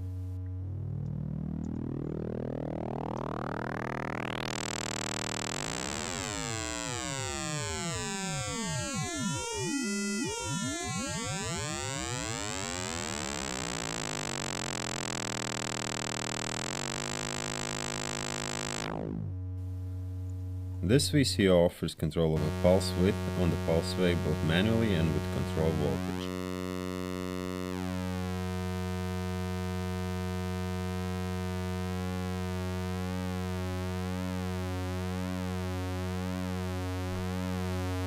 Pulse width has two modes that are set on the back of the module. In one mode it goes from 10 to 50% duty cycle, and in the other it goes from 10 to 90%. Alisa VCO is temperature compensated using transistor pair on a chip and a Temco resistor that are thermally coupled. We chose both transistor pair and Temco resistors in the smallest package that we could get our hands on for additional temperature stability. All in all, I kind of feel like we need to stop it there, but what kind of grabbed me about this oscillator was the raspiness of it, just without him doing all the other modulation stuff that you saw later on when he was doing the. I just thought just the pure waveforms, and I would have loved to have seen him put it through an oscilloscope, because I was like, what is going on with these oscillators? We're always looking for new sounds, right? That's just kind of our thing. And in the analog world, it's quite a hard caper. I mean, in the digital world, it's kind of different. You can do things in digital world, but going into like old Soviet, the Alisa 1377, I don't remember. I'll grab a photo of it and I'll show you guys in a sec. You guys probably may remember what it looks like and stuff. But just with those raw oscillators, and then when he started using the modulation, and you were kind of getting some interesting sort of artifacts with frequencies and that, and there was no effects that you were hearing. It was purely just coming out of that oscillator. So anyway, thoughts, guys? 140 euros, by the way, for this module. Good price. That's a really good price. I agree with that. It's funny. The feature sets really reminds me of the feedback modules, VCZs B and A that we've got, Rants. It has the individual outputs, and then it has the wave-shaped output, and it has the big knob in the middle, and has the FM, and interesting. And it has the temperature-compensated package with the transistors on it. It's like, this is really familiar. So it's obviously a common, it's a common approach. Is basically all. So what does this do? Does this do anything that one doesn't do? Sounds different. It's just a different sounding, a different oscillators. circuit. Yeah, it's a different circuit, so I get that. Therefore different behaviors with the waveforms. Yeah, and then they're all going to, when you start modulating them or you start doing wave shaping on them, that's when the differences start to appear in the circuits. They react differently to the. Is it only the last waveform that the wave shaper works on, or all of them? Good question. It's a separate output. It's a good question what it's using to shape. What is it? Which waveforms is it wave shaping to produce its wave shaped output? Usually, it sounded like it might have been a sine. Yeah, I figured the sine or the triangle. It would have been the triangle because there was no sine wave. Because it had the CV control. This is on the far right hand side. I'll go back to it so you can see. It has the CV control up top, and then it's got the output down the bottom. That'll be the triangle wave that it's modulating. It's at a mix. Could be a mixy sort of thing, maybe. Could be. Do you guys want to see what the original? What was it called again? Alisa. Does it look like a nuclear reactor? Well, that was quite. It. That's the Alisa 1377. There's an all Windows VST for this. You could get the Alisa. I had it a long time ago. Yeah, I don't remember this personally. No. You can kill me now if you like, but I like the look of that. It's kind of like a, pretty basic, simple looking synth. It kind of reminds me of some of the early Roland stuff. The SH series, Yeah. I'm getting that vibe totally. Just without all Probably the that's what three-dimensional plastic. Saw a picture of the Rolands and said, we can make one of those. Yeah, it's usually how it goes, isn't it? The thing that's got me kind of scratching my head, and it's just only because I'm not really that conversed with the way of world synthesis goes, but the Russians had a lot of synthesizers, right? They had a lot, and I'm kind of trying to think, why? Where's all this music? Do you know what I mean? Yeah. Like we didn't really hear that is an interesting point, isn't it? They had the need because they couldn't import stuff. Yeah, the average Russian was kind of broke, right? I mean. A couple of years ago, this label released some Russian. It was like Russian disco, and it was actually quite good, like synth-based disco stuff. I can't remember what it was called. Some label discovered it and sort of re-released it. This was about 10, 15 years ago. I can't remember the name of it, but it was actually quite good. So there's probably like a treasure trove of music we've never heard that's sort of buried over. I would like to get my, to listen to some bitch and tunes knocking around amongst the KGB files. I have an album which is from the 70s. It's on CD, but it was sent to me a couple of years ago, and it's a Russian artist who the Kremlin banned. Can't remember his name. I'll have to try and dig it out while we're talking. I'll try and dig it out. But so this stuff is out there. I mean, it's pretty far out for 1970s. Has it got stenography on it or something? Why are they trying to ban you're it? busy waiting find synths, so it's just. Yeah, I bought an album and it came with it as a freebie. I'll dig it out in a minute. I'll have a look in a minute, see if I can find it. Like KGB or something? Is that the first track? No, I didn't. It wasn't that obvious. Yeah, and actually, you'd wonder why they were so anti this guy. But yeah, he was banned as a musician. Well, yeah. Well, anyway, like whenever I try to find products to show you guys, I'm always using these first before I share it with you. And I kind of felt that oscillator had a little bit of a uniqueness to it. And just remember, the oscillator is the first point in your signal path. So imagine now what you can do with it with, your filtering and then your FX and your VCAs and your envelopes and all that sort of stuff, right? So, where that goes with you as sound designers is up to you. But for €140, I thought that was a pretty decent price. Yeah, that's and I wouldn't be surprised if he sells out. You only had 5 left. Well, I thought Buchholz are cool. You had a complex oscillator, so you had all this extra stuff to work with. Yeah. So, Rance, is that built that price, or do you have to build? Yeah. It's not DIY. Wow. That's This guy is in. He is in like old Russia. He's in Latvia. So he's in Riga, which is the the big capital city of Latvia. My sister's husband's a Latvian. So, I should ask him, can you, next time you're over there, can you bring it back? You back some classic. Bring some CDs with you. Music. Yeah, absolutely. Electrics. Not synth music. Not ones where they throw vodka at each other in, 3 a.m. in the morning. I don't want that sort of music. Too many spy movies. Something. No traditional music either, perhaps.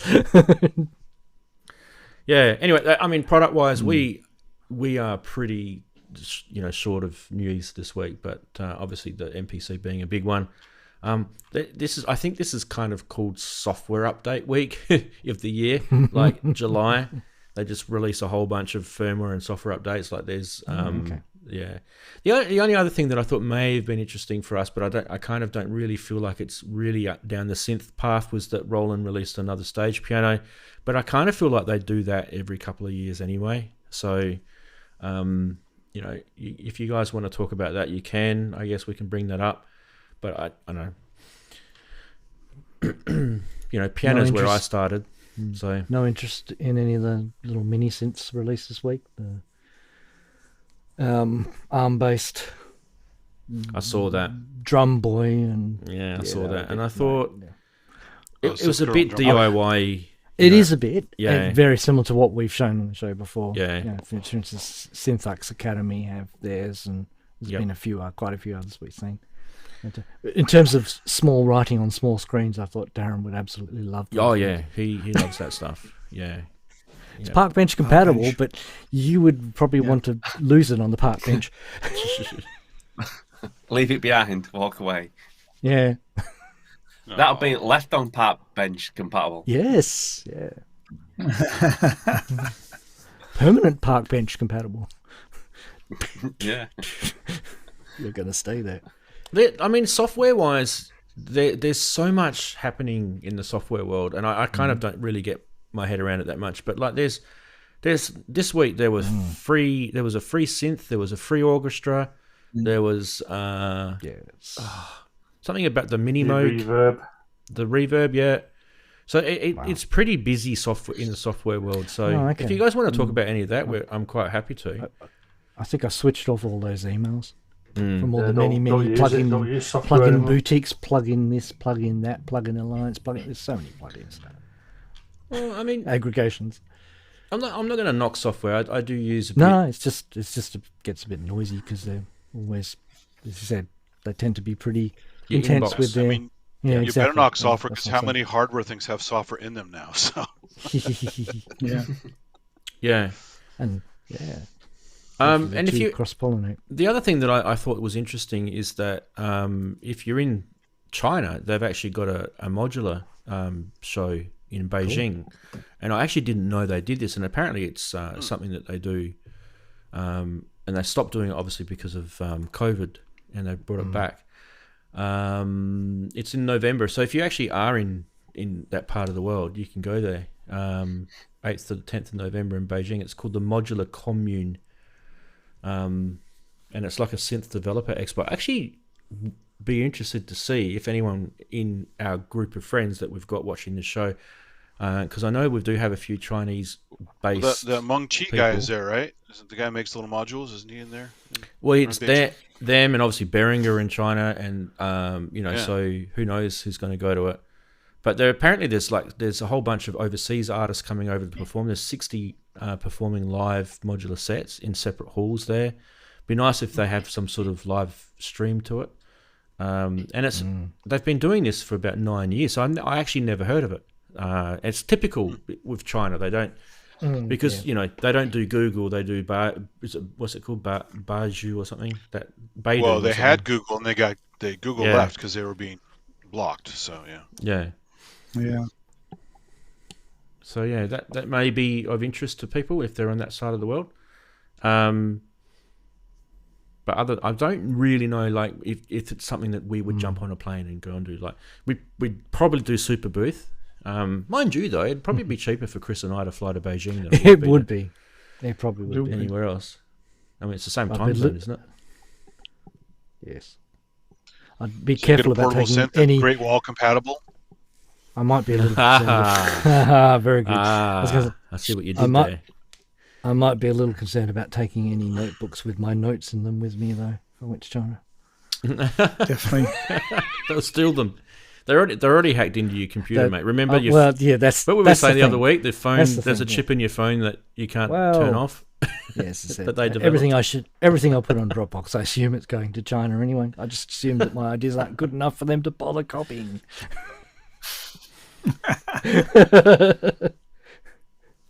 So should we? So I'm fine with it. Should we hit the topic that we said at the start of the show, like how we are? I mean, we are a bit master of none, but we are a bit of a jack of all trades when we are synths, because we have to deal on a daily basis with a whole bunch of little challenges, like whether we can't get the Wi-Fi to work on our MPC, or we needed to do a firmware update on a Rings module, and the only way to do it is by playing an audio file through your phone, and now you don't have jacks on your phone anymore. So exactly, this is our world, right? Mm-hmm. Yeah. True.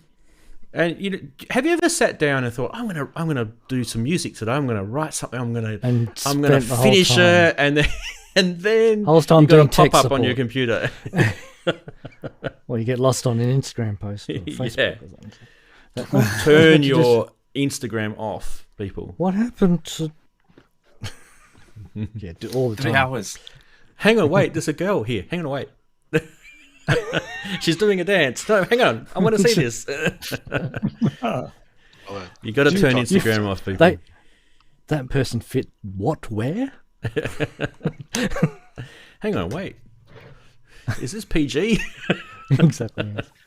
I think they're still going to go ahead to try and get rid of TikTok in this country. That's what they keep talking about. We'll see what happens. Wow. Well, I heard that. I mean, this is probably a few months ago I heard that, Andy, and what I heard was that TikTok have got a way of getting around it, and it is that they open a company in the US. Yes. Yeah. And launch well, we have Baidu here. We have a bunch of those Chinese companies. Yeah, I thought they had to offices do here. that already. Yeah, they had to Yeah. already make an American version of the company. I mean, it might just be had, a tax reason, right? That might be the whole reason behind it, other than anything else. well, I think they want some oversight. Have them here so you can keep an eye on them, kind of thing. Oh. They'll find out a way. I mean, only the CIA can Yeah. have all your information, not the Chinese. Right? That's right. Yeah.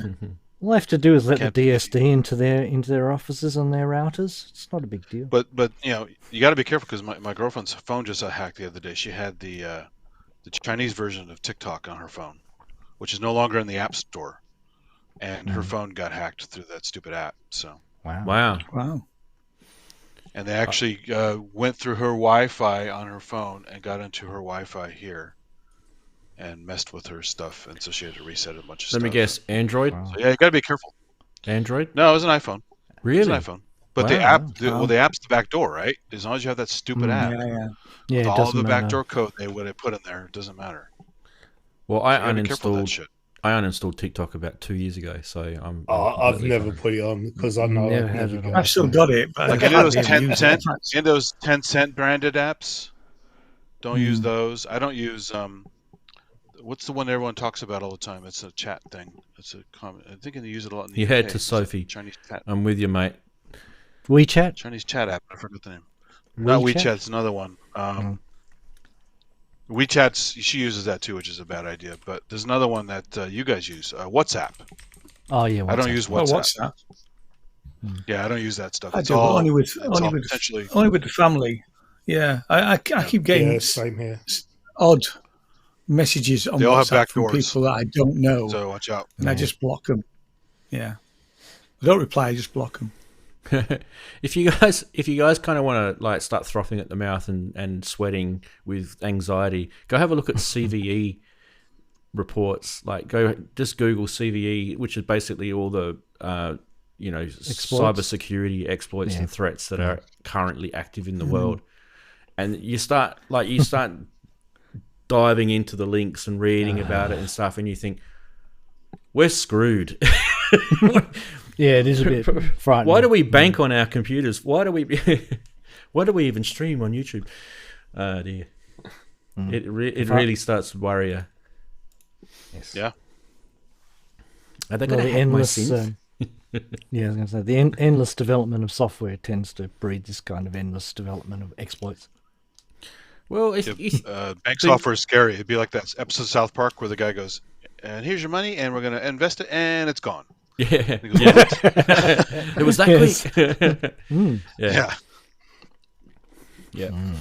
So, Well, it I've doesn't. got It to go doesn't seem now, to be a I'm afraid. restriction. all right, buddy. Thanks, mate. Thanks for joining us. I'm Good going to to see you, Andy. Yeah, thanks, mate. Yeah, Cheers. cheers. Yeah, take it easy, mate. Thanks for Yeah. having me. Catch you later. Kenty's Cheers, just mate. joined us. I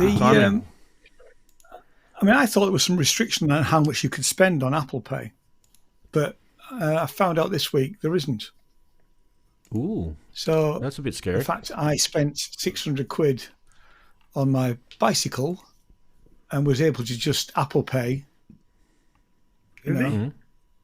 Yeah. Because I tried Yeah. to, I got new glasses and I tried to pay with Apple Pay, and they said, "Oh no, you have to use your card. It's too much for Apple Pay." But obviously not. Well, I took my card Interesting. into the shop. I thought that's what I'd have to do, but no. And then I went to the dentist yesterday, and I've paid for some treatment, which I'll get when I come back from Edinburgh. So another 400 quid on Apple Pay yesterday. But again, no restrictions. So that was slightly worrying. The ones that kind of get me worried are like when someone can just take money out of your bank account and you haven't actually told them that they're allowed to do it.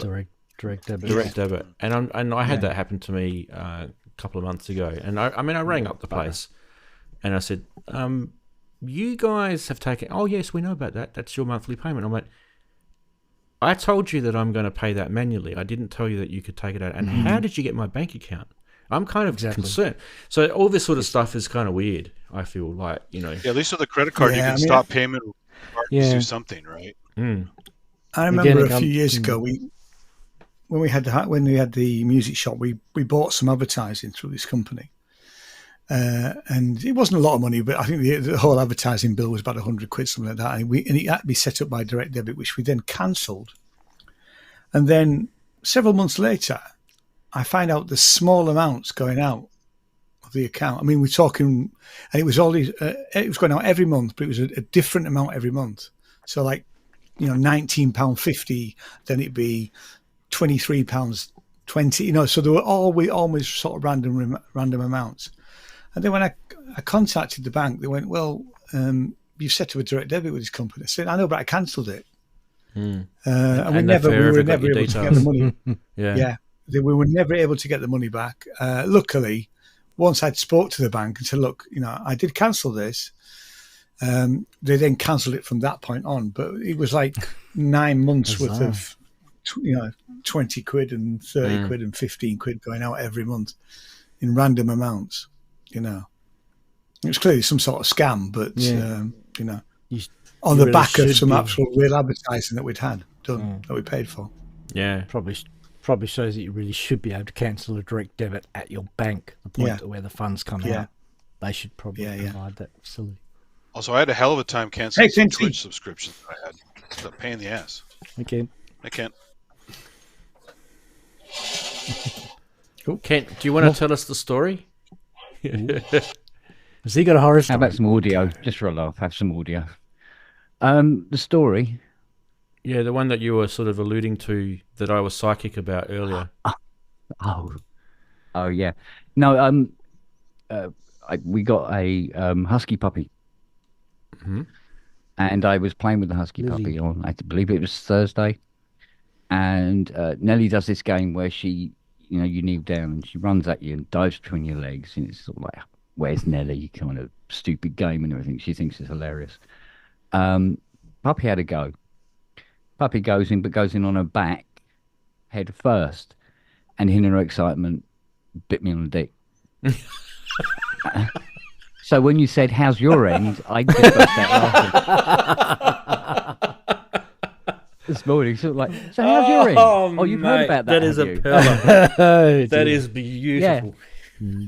I didn't know it was possible to jump 3 feet in the air from a kneeling position, but apparently you can. You thought your knees were knackered, but they're not. Apparently they weren't. That's strange, but I know how a frog feels now. But yeah, it was. It was actually quite a bad bite. I'm actually seriously considering having gefilte fish tonight and wearing a black coat and sort of like praying up against the wall very soon. So singing. Yeah, it was. So when you said that, I spat my coffee halfway across the kitchen table. I thought it was hilarious. So yes, and that's what it was alluding to essentially. Quick, turn all the cameras off. He's watching us. He's watching us.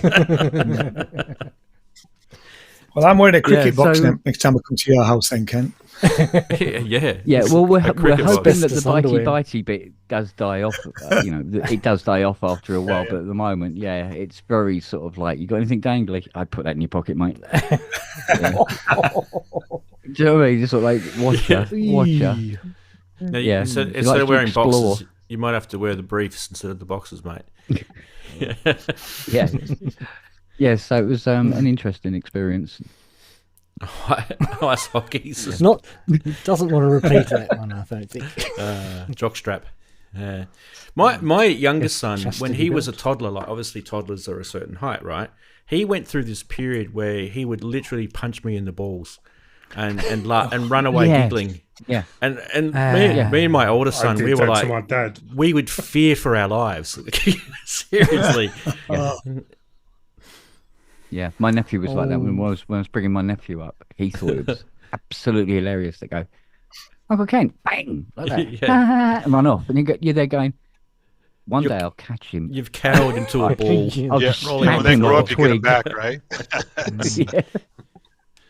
That's what I think they find funny, is that you've cowered into a ball rolling on the floor, tears are coming out of your eye, and they're wondering, "Oh, I did that.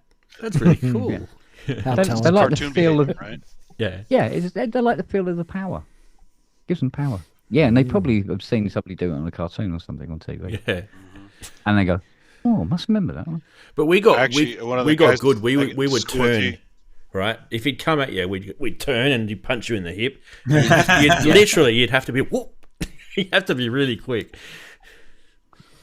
Yeah. One of the dumb guys I grew up with watched Popeye once, and the whole thing where he eats spinach and lifts a house up and stuff. And he said he went outside and tried to lift his own house up and threw his back out as a kid. What? Wow. That's people are stupid, right? So. Yeah. I wonder how that worked out for him. Yeah. I've got a cricket box, Wagoo. I do. Yes. I used to play cricket. It's still up. It's still in my big, massive, huge grey nickels cricket bag Oh, too. yeah, the bag. Yeah, I got rid of mine. I used to put Wow. toy guns in it for a movie shoot. That's what my cricket bag turned into. Got rid of all the cricket stuff. Mine's probably got my sweaty cricket Oh pads yes, and the smell bat of it's not and that everything's great, still probably in there. I haven't looked at it for a couple of years. Yes. Anyway, getting the conversation back on to the show about synthesizers and stuff like that. Multidisciplinary skills. Yes. Multitasking and our abilities to know about a whole bunch of Talk stuff. about crumpets again. It's really multi-skilling more than tasking. Multi-skilling, yeah. Anyone got any kind of cool stories around that? Like where...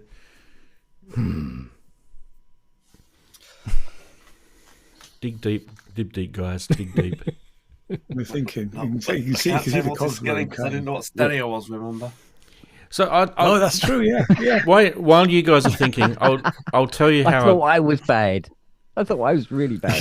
Yeah. I'll tell you how the topic came up, right? So during the week, I have this Ranzee module here, which is probably should turn it on. It's a Rings clone from CalSynth, Mutable Instruments Rings. And I found out that I'm most likely running the older firmware on it. Now, to do a firmware update on this thing, you have to send audio into it. And the only way to do that is through your phone. And now we don't have jacks on our phones anymore, and it kind of just went. We have dongles. We have to buy dongles. I'm going to use my sound. What do you call it? Yeah, that's Expert what I know Sleepers it is, export into it. Rance, funny you mention this because I had this problem with the Platts update. For some reason, I've had it with a couple modules. My Focusrite outputs do not work with Eurorack for updating. So, of course, I've had to go to my phone and no output on my phone. So what I had to end up doing is dig out my really old, I had an old iPad lying around. I had to use that because it still had the audio out and it worked fine. But yeah, it's so stupid. It is silly, isn't it? Yeah. Yeah. And yeah, I mean, I ended up doing the firmware update. It was all fine and everything, but it's kind of like, I just thought to myself, surely I'm not the only one that's going through my day doing the music tech stuff, and there's always some drama going on, like firmware updates, software glitches, Microsoft bugs last Friday. You know what I mean? Like there's always something happening. System. Yes, Well, especially when it comes to iOS, because they built this ecosystem with amazing apps, and then so you want audio, you want MIDI, and you want to charge. You can't do all three at once, right? Unless you have a headphone jack and a lightning plug, and and whatever. So it's so annoying these days to have all these dongles and restrictions where you didn't have that before. And you can never find it when you go to use it. Yeah, because you put it away when you're Because not using it. I got a dongle that's it's a USB-C and it goes to 3.5mm jack for your headphones or your audio out. Another one goes to it's got the little lightning on it to say it's for charging. And then there's a third one if you want to use the USB port, but I haven't found an app yet that uses all three at once anyway. But when I need to use it, it's where the hell did I put that? Oh God! Yeah. No, I had it in the workshop. Yeah. No, it won't be in there now. Well, maybe it's in the and it's never where I think it's going to be. I mean, last couple of weeks we always check the puppy first now. Yeah. To be honest. You've got to puppy-proof your house, mate. Time for Yeah, that X-ray. Yeah, exactly. Well, what's it got in its mouth? It's a dongle. No, Yeah. we'll find out where it is tomorrow. Yeah. Okay, we'll take an X-ray, Mr. Spong, and your puppy appears to be connected to the gonna App say. Store. Exactly. You see the little lead sticking out of the back of the dog. Oh, Yeah, it's apparently I your think dog it's a is boy. connected to our Wi-Fi. Yeah. Your So- puppy has scoffed a dongle. But I must admit, for all of that, compared to what it used to be back in the day, I don't know if anybody here has ever tried to put the factory patches onto a Prophet T8 before, but you end up killing somebody eventually. Just get the frustration out. And even the cassette that Sweetwater supplied that cost an arm and a leg doesn't work. It won't load the patches on. They just don't go on. 25 years, this one cassette, well, any copy of the Wine Country one, I've tried to put onto a T8 and it just goes, no. Just My won't work. SX240, got to get the volume just right, otherwise it won't load. Yeah. Funny enough, Jupiter rates don't give a monkeys what volume it's at. They don't. Honest to God, they just tape in, boom, go, and it goes. Yeah, there you go, mate. Doesn't give monkeys. Doesn't matter if it's. And on a damn loud or D50, you got to get the quiet. MIDI baud rate right, or it won't load the patches from MIDI. Yeah. Yeah, that was kind of normal around that age, though. I remember having to muck around with the bit rate or something. It was annoying. Yeah. But I thought the annoying firmware updates were prior to that, before you had SysX and stuff like that. Like what Kent's saying, you had those EEPROM chips that you had to buy in, and they were your firmware updates. Raise them. Yeah. Yep. Yeah. I've still got an EEPROM programmer, which I've kept from work because you never know when I'm going to need to. Exactly, you never know when I'm going to need to get my ESQ1's firmware changed or something. So. Yep. I had a chappie phone me up and synths asked me.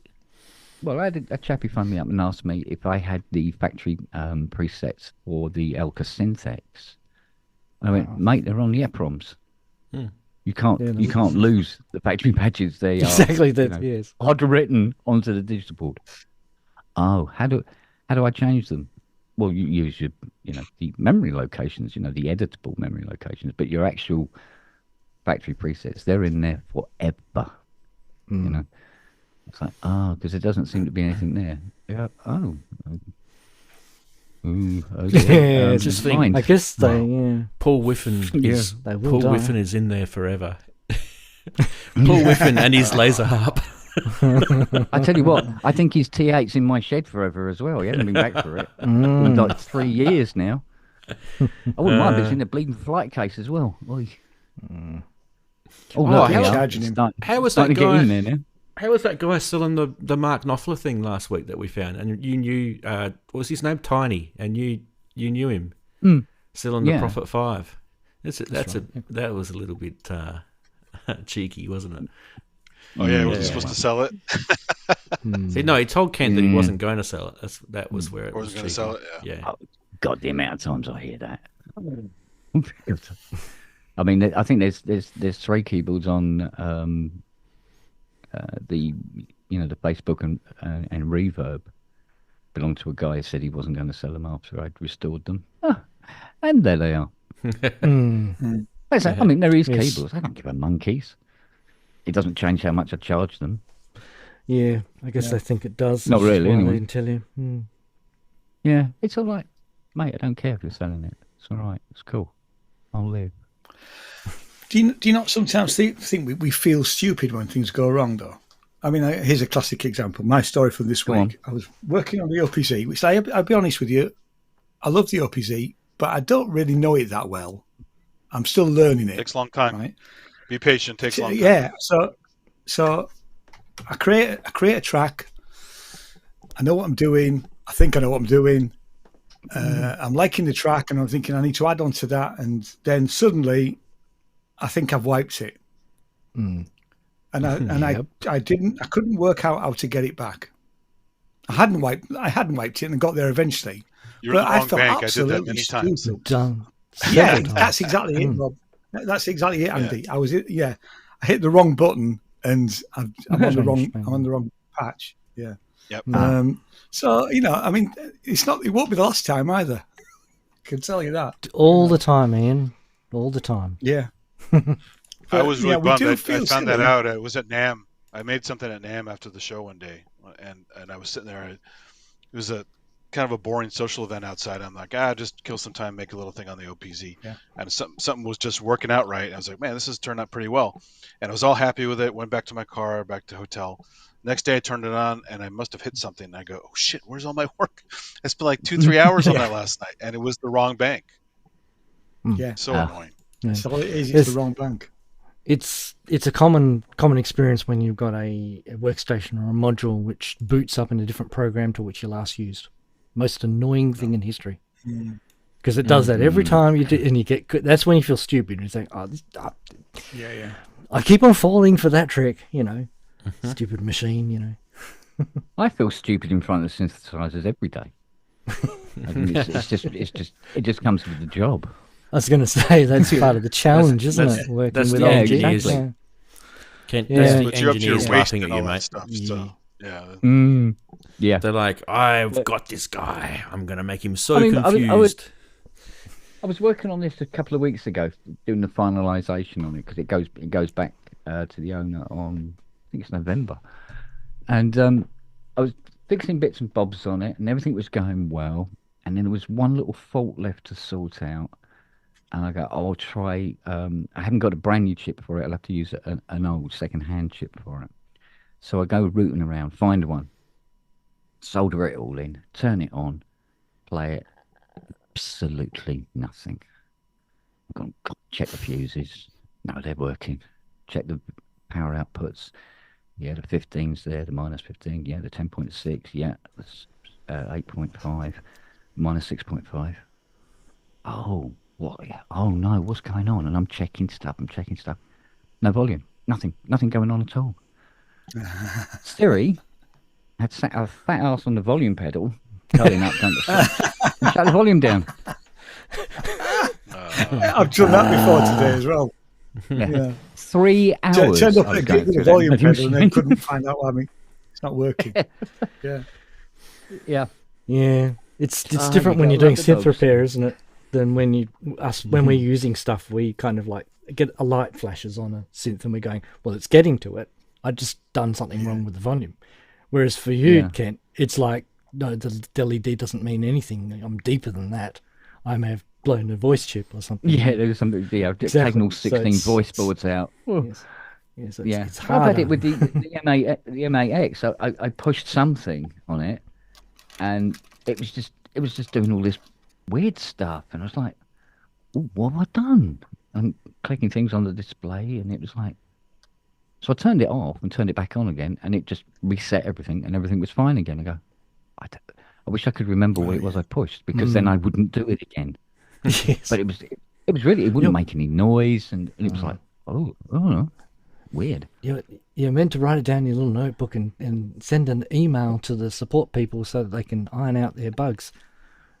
But we don't have time. We don't have time to do their work job for them. Yeah, This is like an episode of the Six Yorkshiremen. You go, you tell kids, they won't believe you. Yeah, exactly. If you tell that to the young folk of the day, I'll go and get they this won't cap. believe you. Go in. Go get it. Do not You punish the think Yorkie. Road. I tell you what, I mean, in terms of service, quickly, where Fiona had a little accident with the Carvera this week and smashed all the tool selector tray. The thing is, there's a webcam on it, and so everything is always recorded. And basically, what it's for, she's too lazy to get up from the coffee table to walk over to the machine. She can watch it on her laptop, and it recorded what happened from when she turned it on. And I sent the video to Carvera because what happens is if you turn off the machine and it hasn't gone home yet, not home. when you turn it on, it doesn't home. It just goes, what do you want me to do? And she went, oh, can you drop off this tool? And it went, yes, clunk, clunk, clunk, clunk, clunk, not knowing what height it was at. Oops. So I sent the video and explained what happened. And we got this email come back. Literally, I'm not kidding you, it must have been 8 hours later. And they'd updated the firmware so it now homes for us. And said, oh, it will be coming out in the next thingy. Thanks for the info. And we loaded it up, and now it always auto homes. But we are now the only people on the planet got Carvera that all homes now. I go, now that is service. Yeah, it is. Yeah. That's cool. That is service. Yeah. I like Wow. that. Done well. Yeah, because I have to Cool. calibrate Z height every time my 3D printer, and it'll do that, like the head will crash into the base. Yeah, It there you go. sucks. Soft limits reached. Yeah. Yeah, And every time you turn it on, you have to redo that. It's new calibration every time. yeah. So now they're autos. So it took me 2.5 hours to repair all the tool change Yes. tray. The CNC people would probably say, what? They wrote the software without an auto home? What a joke. Yeah, but they took 8 hours to fix it once they knew it was wrong. How long did you take? You took 8 years Yeah. to work that out. The idea was apparently it used to do it, but they did a software update and left okay. it off. That old classic. I mean, I had something. So it's not synth related, but we've got an induction hob, right? Jane's using the induction hob cooking the other night, and I came in and she said, "I'm behind on the cooking. I can't get the hob to work." And I just said, "Well, I tried turning it off and back on again, the usual computer thing, turn it off, wait 30 seconds." Right? So I turn it off at the wall. We wait 30 seconds, switch it back on, and it works. And all it was there's a fail-safe thing when you clean the hob. If you catch a button or there's too much liquid, it goes into this mode which won't allow you to switch it back on again, although it's dry. And we obviously, until Jane actually looked at the instructions, we didn't know. It's the good So old it's just, machines with safety features with no indications. exactly. Yeah. It's like Oh, the that's funny. safety bit's important. The indicators, like we could save a few cents on an LED. We're not putting that in. My girlfriend's stove will go into the auto lighter mode if it gets wet sometimes. Yeah. So it's going Yeah. and you can't turn it on. When you go kill the breaker, turn it back on. Yeah, it works. It just has to dry. Yeah. Wow. Yeah. I got a question for Kent, and this is Go about on. making sure you look after your gear, right? So I've got this. I've got an old EX800, which are a little desktop thing. You guys are probably I was like, you guys probably know the Poly 800 as the keyboard version. yeah, Poly 800. I had a couple of Poly 800s. Probably the crappiest analog synth that Korg ever made. But I don't know. I had a soft spot It's the for it. first one That's Yeah. the first one I've ever owned. My question for Kent is, you can see how it's got the pitting on the metal chassis here. See all those little tiny little dots there.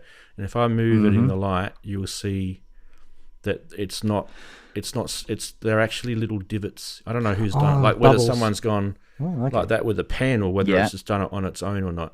It's not everywhere. It just seems to be sort of around the user area here. Yeah. Would you, if you were to do this, would you literally just knobs off, sand the whole thing back, resurface it, and then re-screen print? Or would there be another way of doing that, like vinyl wrapping? No, there isn't any real way around it. What a lot of the synths of that era suffer from is quite bizarre, but somehow moisture gets under the paint and it actually starts to rust from underneath, regardless of whether it's A bit scratching like it or not. car. Yeah. A bit like Yeah, cars. and it pits and it produces this strange effect on the top. Yeah, and it's always in a corner or there's a little because arc that's a bit where on one side or something. moisture gets in from the corners. Yeah. Yeah, exactly. Yeah, and Thinnest yeah, part of and the it's, paint. it literally has to go back to metal, repowder coated, and then silk screened. Don't say that after 2 pints, trust me. And and people will go, how much? Oh, I'll put. Yeah. I will never, like if I did Everything's that, a problem until you if know I the did price. that, I would never get that money back if I sold it second hand. No. That is money. You can do it on something like a PS 3300. Yes, you will. Yeah. You know, on an EX. No, Nah, mate. Sorry. Yeah. She's just going to look shit for the rest of her life. As long as she There's sounds character, fine. You know, it's Yeah. I mean, Well, I've she's still cleaned. working. I cleaned all the buttons. Those buttons are really weird. They've got like these little copper convex discs inside them. And I got in there and I pulled them out and I, isopropyl cleaned all of them, put them back in, Yeah. and they all work beautifully. So Nice. it was a pretty easy job to do. If you guys Are they membrane switches? no, they're kind of That's like they're contact switches, so that you can hear on the Yeah, mic. it's yeah. convex, Yeah. and it's just a little bit of it's very, it's almost Spun classed as steel. tin foil almost, and it's just like Yeah. click. But they Spring do steel, split. Yep. They will split after a time, and then they're either constantly on or just never work, sort of thing. You can get the little copper things though. You can buy them. Yeah. They're expensive, but they're a pain to find. But you can get them. I didn't have to buy any because mine all work. But if you guys do have a Poly 800 or an EX 800 or something along that sort of Korg line, because I think the DW 6000 had the same stuff on it, if I remember rightly. It was So a along- very short-lived design. It didn't Yeah. last long. Yep. Right. Yeah. Was it on the Poly 800 Mark II? Because that was the one I had, and I don't really remember having to Yeah, I deal think with so. that. Yeah, I think so. Yeah, I think they were. Were they? I honestly can't remember. I think the only difference between the Mark 1 and the Mark II was the MIDI implementation, if I remember. The memory was different, and it had the stereo delay instead of a chorus board. So it had a digital delay board instead of a chorus board. Oh. They're not that expensive. I was quite surprised. 230 quid for a EX800. Yeah, I mean, like, I thought it'd be more than that. I thought it'd go for more than that. I mean, look, there's two reasons why you may want to muck around with one. Other than that, you probably want to stay clear of them. The first one is they've got really bizarre oscillator waveforms because Korg had used a square wave and they've stepped it through harmonics to create sawtooths and other waveforms on it. Yeah. Which is pretty cool. So if you're into that sort of stuff, you'll probably nerd out on that. And the other one is it's got some pretty neat envelopes on it. The only problem with the envelopes, then they're cool because you've got I think there's 5 or 6 stage envelopes. But they're not very fast. That's the only problem with them. They're pretty pretty slow. They're done by the CPU. Yeah. It's a Z80, I think, isn't it? The CPU. It's a Z80. I know because I did firmware reverse engineering for that beast. Oh, and the firmware update on that synthesizer is done via the tape record method. No, it's not an EEPROM. It's done by the tape record. Okay. Because the Poly 800. I used to have the original cassette. You did EEPROM, did you, on the Poly 800? Yeah, I just reflashed the Maybe you EEPROM. can do both. Yeah, maybe you can do both. But you I can. I had to because I was customizing the firmware. I was reverse engineering. So, yes. The other thing I kind of feel like is do this. you probably wouldn't get it for this, but the sequencer on it is weird. It is weird. Well, it's a data entry style note sequence. Yeah. It's Isn't just that similar? We were talking about the Jupiter 4 this week.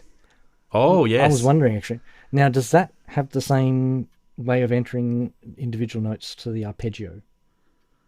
I don't haven't know. Finished reading the service. You know more about it than me now. I only know that when it's Kent might know. whatever mode it's in, whether it's up, down, up or down, or random, it says it plays each note in sequence from the sequence memory or the sequence pattern, I think they call it. And they don't really they haven't yet found out how the pattern is formed, but it's probably just I think the black magic was the random button. Yeah, that's where the black magic. Well, yeah, was. that's what I'm looking into. That's what I teased Chris fun? about. Yeah. Yes. Yeah. Curious about how it works. works. It's surely got to be related to the noise.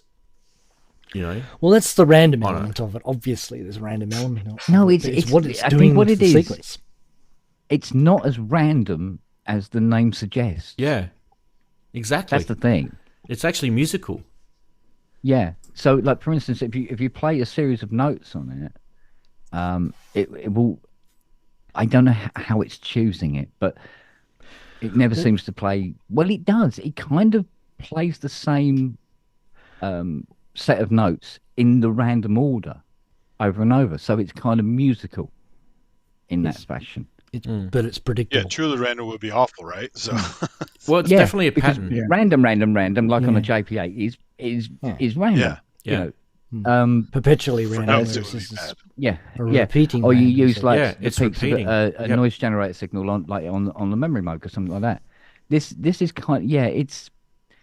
I must admit the key controller CPU on a Jupiter 4 is just it's.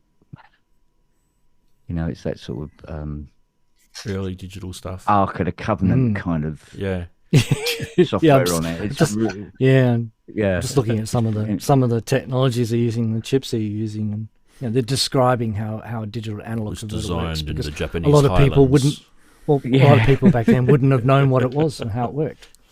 It's With pretty the amazing. samurai swords. Sprinkled with holy water and all that sort of thing before it's entered into the Lord. I read in the engineering thing that it had something to do with voltage +1 and voltage -2. -2, yeah. So that's the bit I yeah. read. Is they said So I that it feel goes that's how down that's how they're to playing up with the one, pattern. yeah. Yeah. So maybe You it's- need to talk whether to the they're chappie randomly that choosing.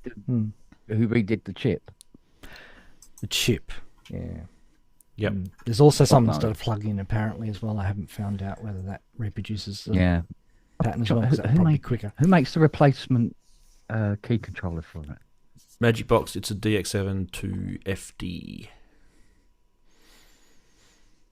I can't remember the name of the guy that makes the. On the back wall above my head. Oh, that one. That is the Yamaha CS1X. Well, somebody had to add a bit. Sorry. Somebody must have bought one. Well, I mean, you know. Law of averages, isn't it? I have one. Yeah. There you go. That's two. I'm a sucker Yeah. to sales. I didn't get one because they only had the N1X in at the time. Aren't Well, it's you the same lucky? case, right? I wasn't even looking at the time. Mind you, thinking of nutcases that buy these.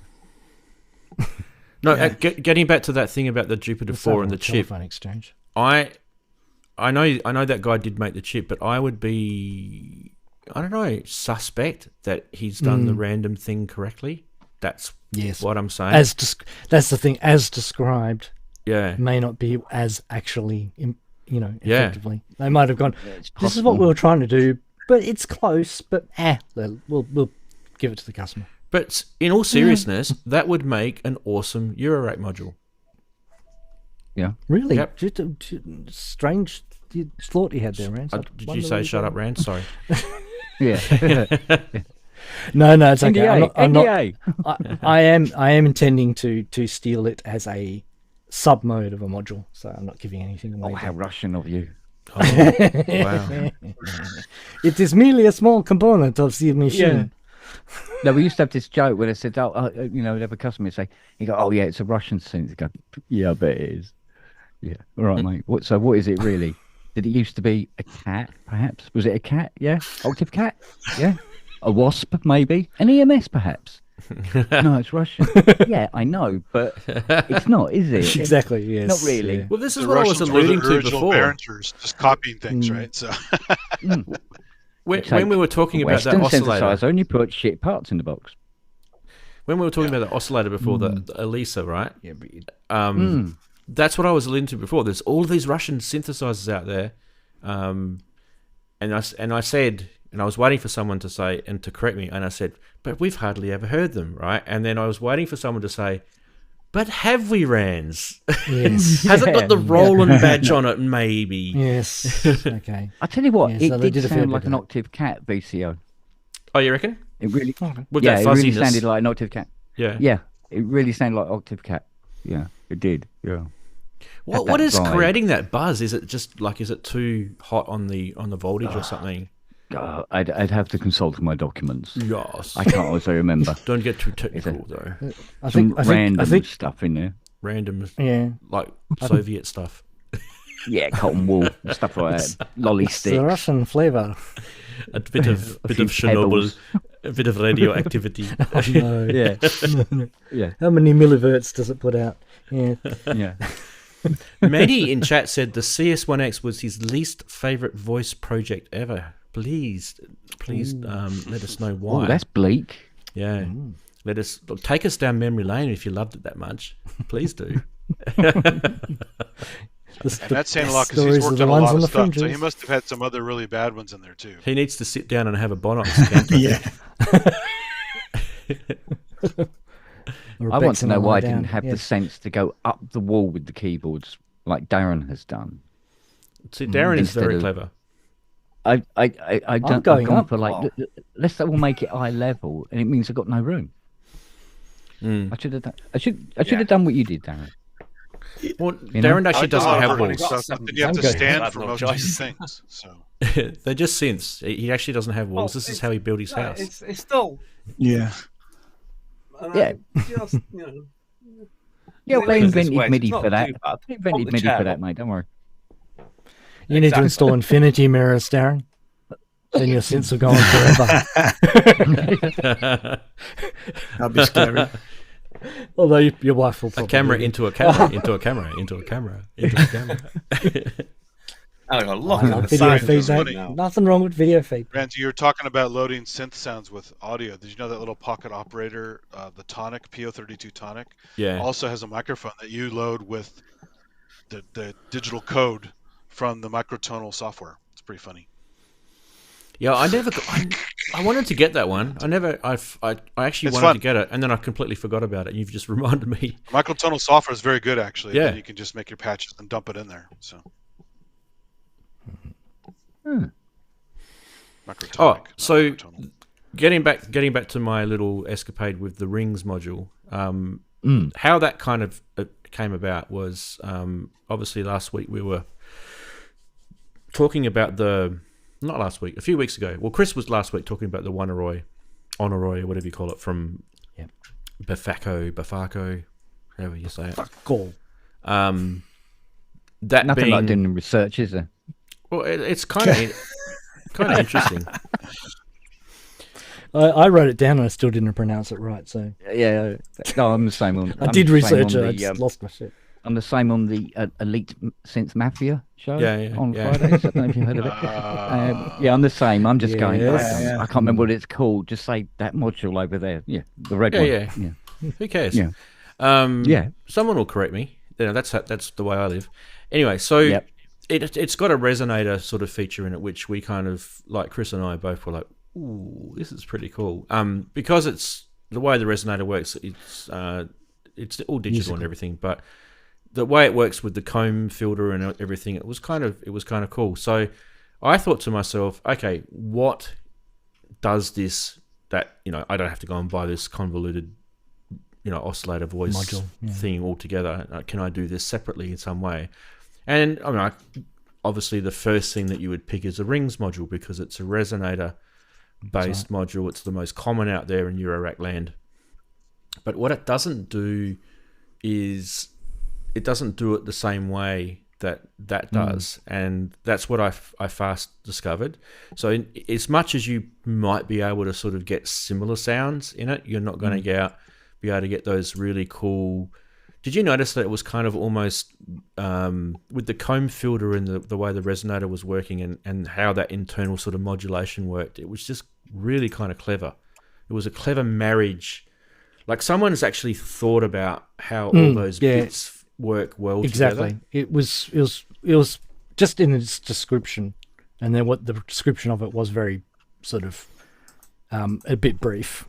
I mean, it was Ben. He was trying to make it accessible, but and it was probably highly technical, actually, how it was actually developed. But it definitely was more complicated than what we've heard of before. Normal resonators are pretty basic. Sort of, it resonates at the frequency, and you set the frequency, and you can change the frequency. Whereas this one sounded like it was changing harmonic distances between different comb filters to produce slightly different kind of chordal type patterns rather than just basic resonances. And the way they are overlapping is kind of does your head in just trying to think about what that actually means. But that's what I think we were hearing. Well, I think it's digital in the sense that I kind of it think is digital. It's algorithmic if that makes sense. So I kind of feel like you absolutely. wouldn't be able to do this with an analog type setup. No, I doubt it. Yeah. I wonder if the Knight Rider will get close. Well, that was our other option, wasn't it? The Knight Rider, which is, if you guys don't know what the Knight Rider is, it's by Tre Modular. He's the guy that developed the 185 sequencer for the System 100M. So that's the guy that did that. And he does eurorack modules. And you've got the Knight Rider, haven't you, Chris? I do indeed, yes. Have you got a camera on it? I can't hear the Knight Rider and not think of Mad Max. I love that. I'm a fuel-injected suicide machine. Well, I mean, it's a resonator with what do you call it?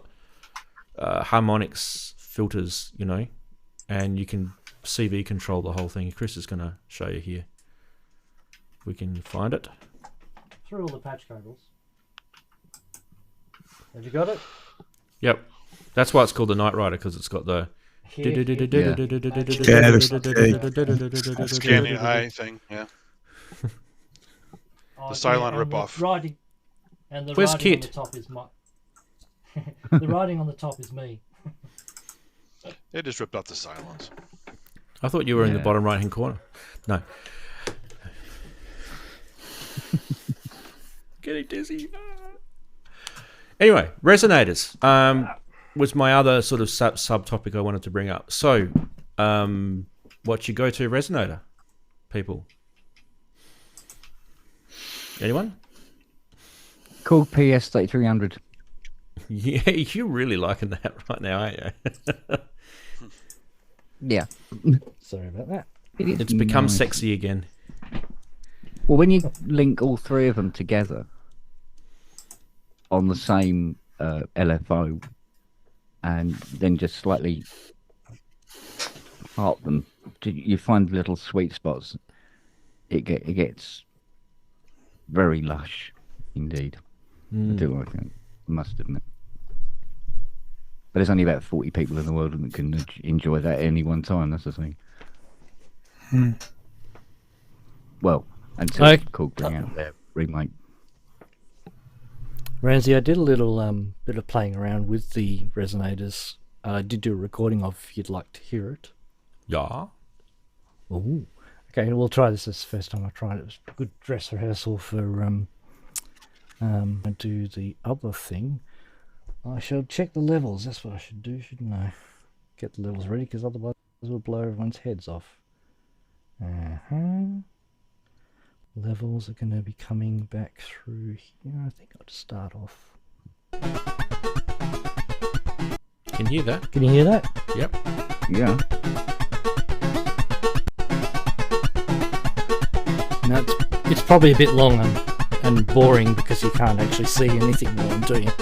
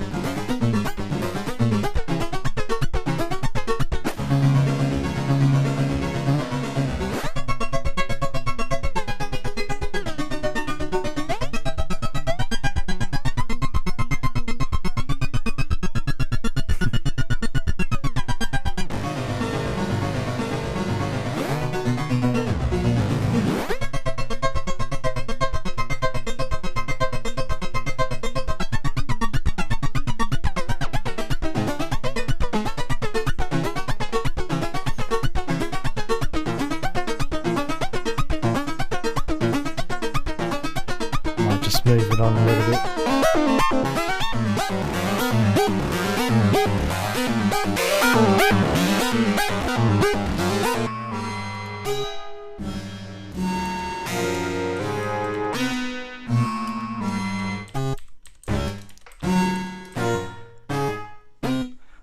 Just sounds like that on my rings. Yeah, it's four resonators tuned to a chord. I actually tried to tune each one to a chord to see if I could get that on-a-eye type effect. But the algorithm it's using is just, it's called a KP. algorithm, so that's Carpal strong Yep. related, which I thought would sound very similar to the Rings, but I don't own a Ring, so I don't know. Yeah. So if that sounded like the Rings, then if you told me that, I wouldn't be surprised. But maybe it doesn't. I don't know. Does it sound Flats kind has of a mode bonkers? like that a little bit. So yeah. It doesn't. Yeah.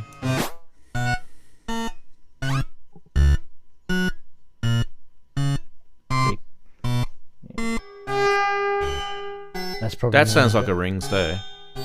Yeah. So this is okay. That sounds like that instrument that with the ball with the spikes going out of it. Yep. Yeah, that thing. I forget what that's called. A spiky ball.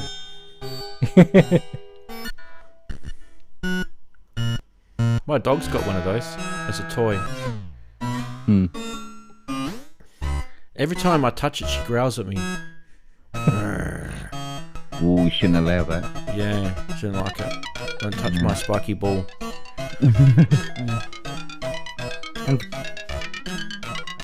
And just so that even I get bored playing around with a patch, so I start bringing in other things to it.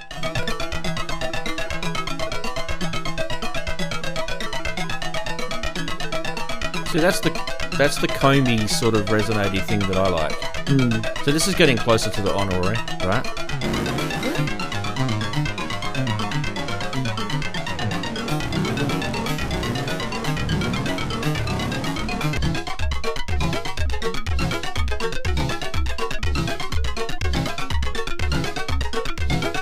Start to I do that can't with the resist bringing frequency in a shifter beat. on the right settings too.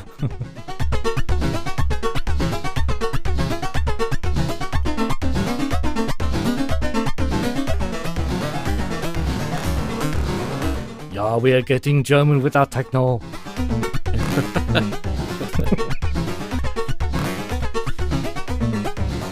Okay.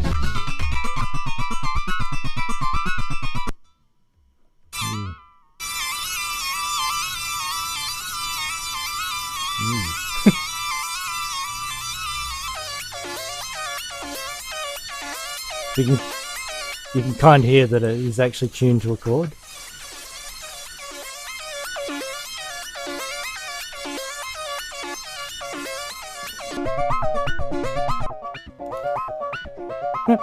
Anyway, that's it. And when is that There you go. single out? It's on Bandcamp right now. Yes, that'll be on my Yoko avant-garde, singing over the German top. techno album. Oh yes. I believe I'm going to use. You've got the samples of Spectravox too, don't you? Cars. I Chris? do indeed, yeah. So which is you could probably another achieve. resonator type. Yeah, you could probably achieve something similar with the Spectravox. Yeah, that's why I thought it was kind of incumbent upon me to do a little bit of experimentation. Since it's right in my wheelhouse. It's like, if only someone had a whole lot of resonator things that they could test out. And going, it's me. Yeah.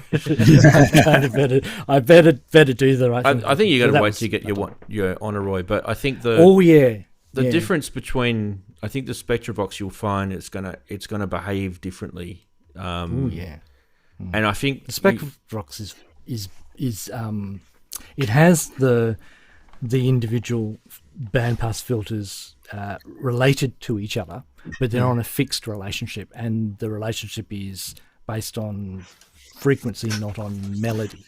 Yeah. So they don't necessarily follow the same thing, and of course it's got a totally different control system. It's all based upon envelope following. Yeah, and analysis. I kind of felt like which you know is how they brought different kind of vibe. You know how they brought the Labyrinth out, right? And it had those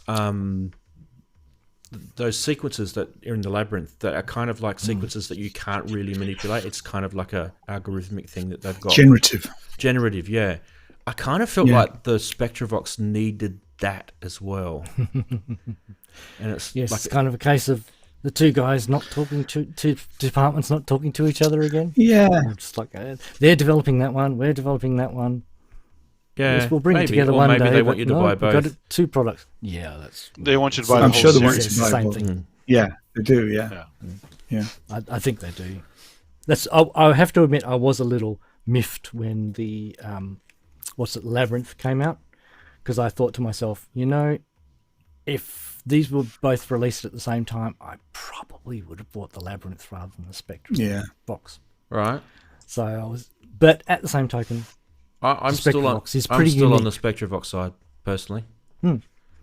I think it's pretty if you're gonna do vocal stuff, you got to have that one, right? So. Well, only because I feel like that's the thing. I don't have a vocoder, so.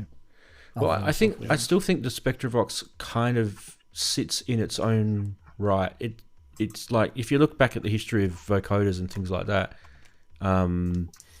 there's probably some really older, antiquated stuff that's out there that may be similar to it, like even Kent's Kraftwerk one. The Kraftwerk one. Yeah, maybe. Oh, you had to upset me, didn't you? I did. I just remembered I still got to do that. Yeah, I wanted to. Well, Moog was still selling that fancy vocoder. It's like, what, $2,000-$3,000? Like that, maybe more? Well, they don't sell it anymore because they've got the Spectravox. No, I know, but up to like 2 years ago, they were still selling the fancy one. Yeah. It was like really, really expensive. I'm just kind of intrigued, because I don't have them in my hands, and I'm kind of like, it's one of those things, you don't really want to buy a product unless you know it can do something, and then if you buy it and it can't do it, does it sit in the corner and get dusty like all the other things that you bought, and it kind of lets you down? It's one of those things. There's kind of two things, isn't there? If you see a video or hear something in a demo, and you know that that's going to do that now, so you know you're buying. If you're buying it for that, then that's great. But there are times when you go, wasn't quite sure. It didn't quite do would it do what I wanted it to do? Or worse still, the demos don't give you anywhere near enough information, or there's just no demos out there, and you just got to take a leap of faith on what you think it might do based upon its description. I think the last one that you which just we said do a lot is the Spectravox land. It really is. Plus, vocoders are pretty specific. Uncharted. I mean, if you don't want a vocoder, you buying one dedicated is kind of rough. I have probably 15 things that have vocoders in them. I haven't used the vocoder in half of them. No, that's one of the things I like about the Spectravox is that it kind of, because it is a separate thing, it forces you to kind of explore what vocoding can do. So doing my the Sirius usual has a kind of vocoder never fires up for that. So you're less thinking about what you're saying.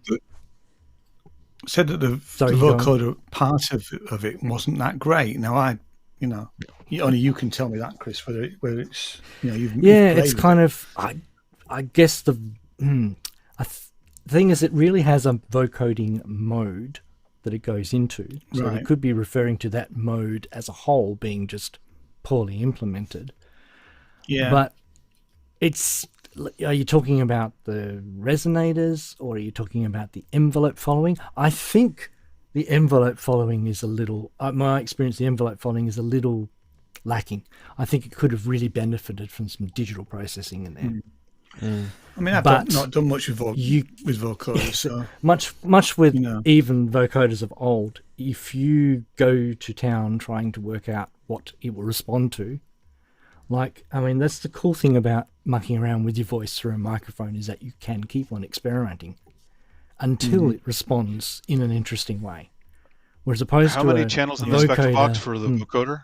Like for the how many filter channels? I think it's 10. Is it 10 bands? 10. It's over there, so I can't see it. 10. It's 10.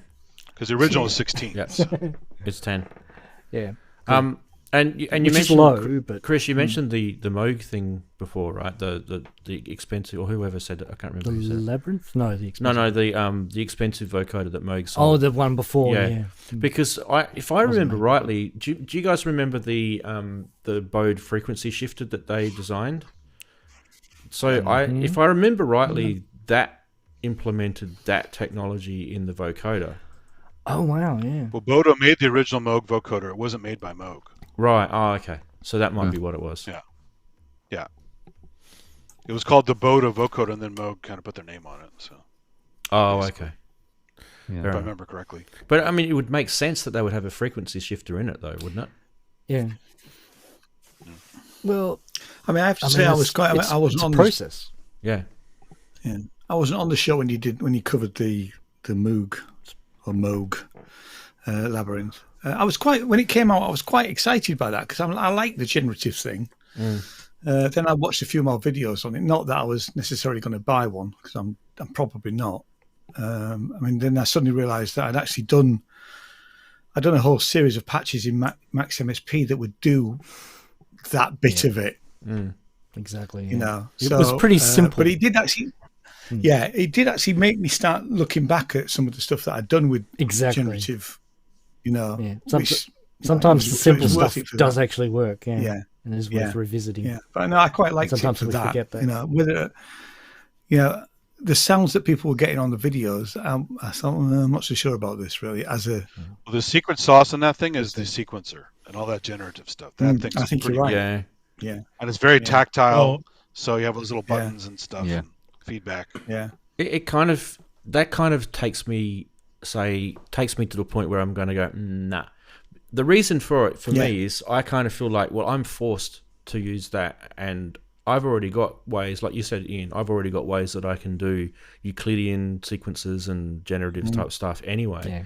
And also there's, in not just on your computer, but there's in my Eurorack, there's stuff that is generative and, even if you want to manipulate stuff that way. So I don't know, I kind of felt like the more exciting part of that thing was the voicing structure of it, because it was kind of unique with, the VCO, the reroutable filter, and I kind of felt like they tout it as a West Coast kind of thing, and it's really not. It's normal oscillators, and it has a wave folder. Well, it's like an O-Coast. That's kind of the feeling. Kind of, but not even that, because the oscillators are not, they're not complex oscillators. So I should have just said nothing. Well, yeah, it's new for Moog. It's not like we've done. It's not even on the coast. It's in the mountains. Exactly. It's exactly. It's on a different. Somewhere. It's on a coast, but it's on Mars. Yeah, it's in Ohio. This is the new type of synthesis. It's called Ohio synthesis. No, you don't go to Ohio. It's very boring. Exactly. That's why I said it. I mean, so really. You've got Ornament and Crimes. You can try the phase fill. The algorithm. Firmware, and that has a dual Turing machine, which is basically what's in that labyrinth. Yep. It has a dual Turing machine. So you can actually use that to do a very similar thing and use whatever oscillators you want and wave folders and yeah. In modular land, we're kind of spoiled for choice on that area, but it's unique to see that in a desktop unit, not from a company. But it goes beyond the Turing machine, because you can do the little shift where you actually can, leave it where it is and just move it in place and do some leapfrogging kind of stuff. You can actually do that on the Ornament and Crimes version. You can shift it. Oh, you can? I don't remember that. I have it. I don't even know that. Yeah. Ranzee, you need to put his name in a black box. I know. I haven't worked out how to do that yet. And you need one of those animated ones that whenever the person speaks, the little thing gets bigger and bigger. It's like pulses with the voice. Yeah, just have a video window with a little icon or something. You need there's no person here. With the Zoom, the actual Zoom app itself, it shows it in that. But I've asked the guys at vMix to actually automatically generate the titles, because it's showing it in the software. So I don't know why we can't get it to automatically generate titles from it. And but just like StreamYard doesn't have an icon when there's no video, it just has something to show, an icon with a name. Well, it does in Zoom, but it doesn't because I'm using camera feed doesn't. I'm basically using a Zoom plugin. Oh, right. Yeah. Okay. Right. Yeah. So it would have to be implemented by vMix. The other thing, I guess, if you're talking about the Moog products that fits into that kind of modular thing, was the subharmonicon, right, which they released a few years ago. That thing's great. I love that thing. Yeah, and I kind of feel like, that's where I got confused with the Labyrinth. I kind of felt like, okay, well, if I had the subharmonicon and I had like a Euclidean / Turing sequencer thing like X101 said, right, maybe I'm kind of hitting similar territory, right? Subharmonicon's a different beast, though. Well, different voice structure, right? And also the sequencing is very different. And what's cool about it is because you can change the speed of the overlapping. Did you see the Adam Neely talk where he goes into harmonic series with speed of BPM? And if you crank something really fast, like into That's audio right. rate Yeah, territory yeah, I with your got BPM, you get the harmonic series. It's the craziest video. Yeah. He goes, he speeds it up, and you get Yeah, tones. you basically get a note. Yeah, Yeah. yeah. Yeah. Mm-hmm. It's like Everything audio. turns into It's a like tone. audio rate tempo, Yeah. right? Yeah.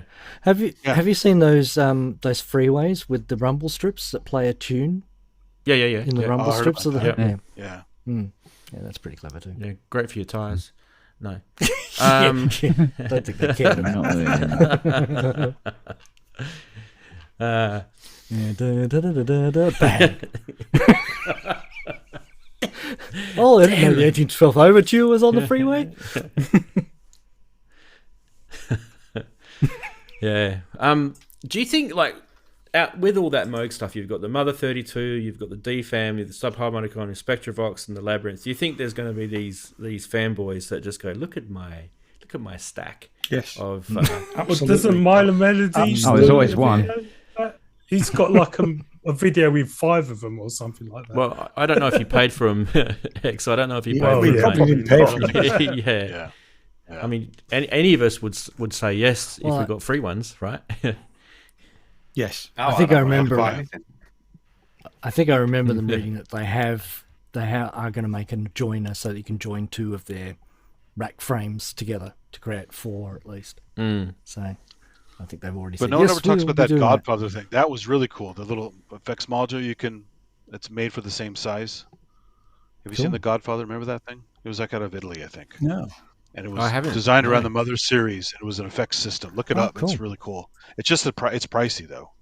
Well, It costs more than one of the Mother modules. I was literally about to say that. I feel like that the effects and that kind of doesn't really. There's no real effects thing that Moog have done, and I feel like they had such an opportunity with this continuation with the Moogafocus that they could have made. Moogafocus, yeah. They could have made a little effects unit. Those circuits should have lived on. Well, they're Maybe still they there. will come back. Yeah. Yeah. As I say, hopefully they'll come back in some form or another. Yeah, they never But, yeah, specialised little in effects, desktop really, did they? No. The vocoder was bowed. The ring modulator was bowed. Yeah. They never actually made their own ring mod, did they?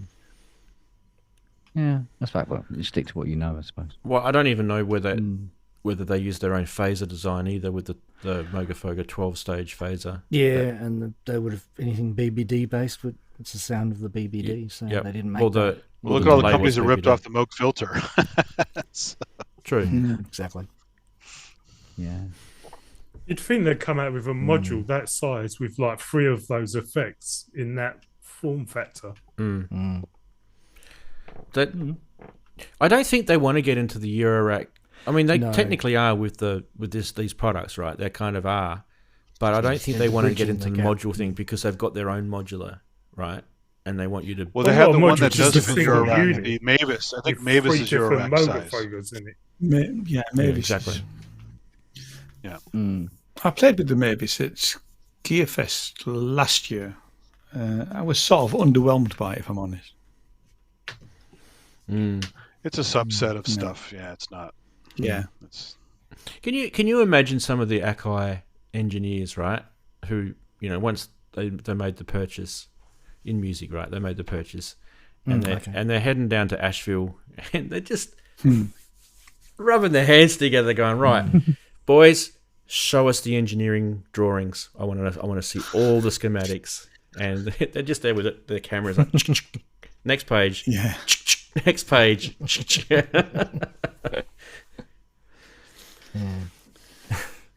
It's going straight to China. Yeah. Yeah. Yep. Chinese engineers are going to work out how to make it smaller, cheaper, faster, less component count. Oh, we Goose saying the Mavis seemed like a workstat replacer. It definitely was because the workstat was a special release. It was the It's only Moogfest for 2014. Moogfest, yeah. And well, they had 2 versions. There's the one at the Moogfest you could build, which I have, and they made a second one, which is a little bit fancier, that was just sold. It wasn't at the fest. That's right. I actually sold my workstat. I just didn't see a need to have it. I think it was. I got it so cheap I kept it, but it sounds great. It's just fiddly with those little stupid buttons and stuff. I mean, you can achieve what the workstat can achieve with many other things. It just didn't really have anything unique about it. It just was just a very Well, it's basic park bench mode. compatible. Yeah, wasn't it sort of like an educational type? It was, thing? yeah, mate. Yeah, Wasn't that the point of it? Yeah. you could build this thing. It was a bit naff though. How to build it? You know, it was pretty basic. You're gonna Put have a to few do this, screws. Ranz. We're gonna have to have a list of the top 10 park bench compatible. Park bench compatible. Yeah. We Well, need mate, we need like a Daren. you're the man. Darren's top 10, like a segment. Darren where seal of Daren goes approval. through the Big top thing on 10 the screen. Goes, desktop, Darren, I think park we should, bench compatible. we should get Bastel to every sponsor it. year. Bastel will need to sponsor it. Yeah, Yeah, Bastel. yeah. Maybe They it's like never me like again a now. park- Music Maybe for the have a park homeless. bench beer to go with each. Homeless. Dance Yes. tramp. Yeah. Yeah. That's the big issue though, isn't it, Kent? Boom boom. Well, I got it. No one else did. No, everybody else going. What are you What did he talking say? about? What did he say? I don't get that at all. They don't walk around city streets enough. That's the problem. These people. Or sleep on park benches. I do that more than I care to mention. I got to watch out for human waste. I just told you. I mean, Andy won't get it because I don't think that thing exists in the US. So, What is it again? I sorry, I missed it. so a lot of homeless people, they sell this magazine called The Big Issue, Oh, and we have one called Street Beat here. They Yeah. actually sell it to help the homeless called Street Beat. and It's the same sort of thing. they by get the to sounds of it. keep a percentage of what Yeah. what it sells for. Yeah. And there's a program behind it which is supposed to help them, get themselves back on And track. And even worse than that was the old. Did you ever see Grit? It was actually sold through comic books. Grit newspaper. Yeah. Might have been an American thing only, but it was really stupid. Just a horrible newspaper sold through comic books. Homeless people selling comic books. It's just, I don't know. It's kind of weird. Like, yeah. Just think about that for a minute, and then if that actually happened, you'd probably think, what? Okay. Yeah. I've got this great Superman comic here for you. Well, it's really good wiping material when you're done with it. So. Oh, okay. It's a software paper. There is definitely some comic books that are, literally toilet roll. Yeah. Alan Moore knows the score. I've got one for you. Getting back onto the topic of multitasking or multi-skilling, as I call it. How many, over the years, how many synthesizer players have been roped into becoming mixers? Well, I was in my band. That's kind of like that. Get the synth guy to do it. Yeah. He knows I mean, electronic equipment. I had all my gear on the side of the stage, and the mixer was there. So, mate, can you just reach over and up my level a bit? Mate, I can't up your level anymore. The fader is all the way to 11. Yes, exactly. It's like Typical guitarist. But then it becomes your job. That's my point. Exactly. I mean, must have happened to a lot of synth players that they've got roped into doing mixing because, it's just the next logical progression. I have Well, to you say, think I've out of avoided all it. the instruments in a band, out of all the instruments in a band, or the musicians that play within a band, the keyboardist is the guy that can do everybody else's job anyway. Yeah. He can go home, he can do the drums, the bass, and everything else, and so he'd be more prone to be doing the mixing at home as well. Yep. I used to threaten them that with all the time. That might be in how my they band. think. I used to say, look, you guys, I can take this whole thing over.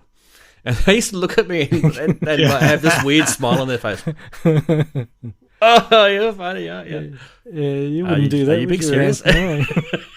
Exactly. Mate. Yeah, I can't remember done it if for it was recording. someone. There was I someone who avoided said doing they it live. just got a drum machine because they got sick of dealing with drummers. Yeah, well, there is that. Yeah. So they replaced him with a drum machine. I can't remember who Yeah. it was. Yeah, what do you like about this drum machine? Well, it doesn't go to me fridge and nip me lager, I'll tell you that. We used to Oh, make yeah. our It doesn't drummer talk cry. back. Oh, Yeah. Our drummer, he had, I don't know, I think he had sensitivity issues, but we used to make him cry, and it used to be a thing. Wow. Especially the guitarists, they used to like tease him to the point where he'd walk off, throw his sticks at something, and walk off the stage crying.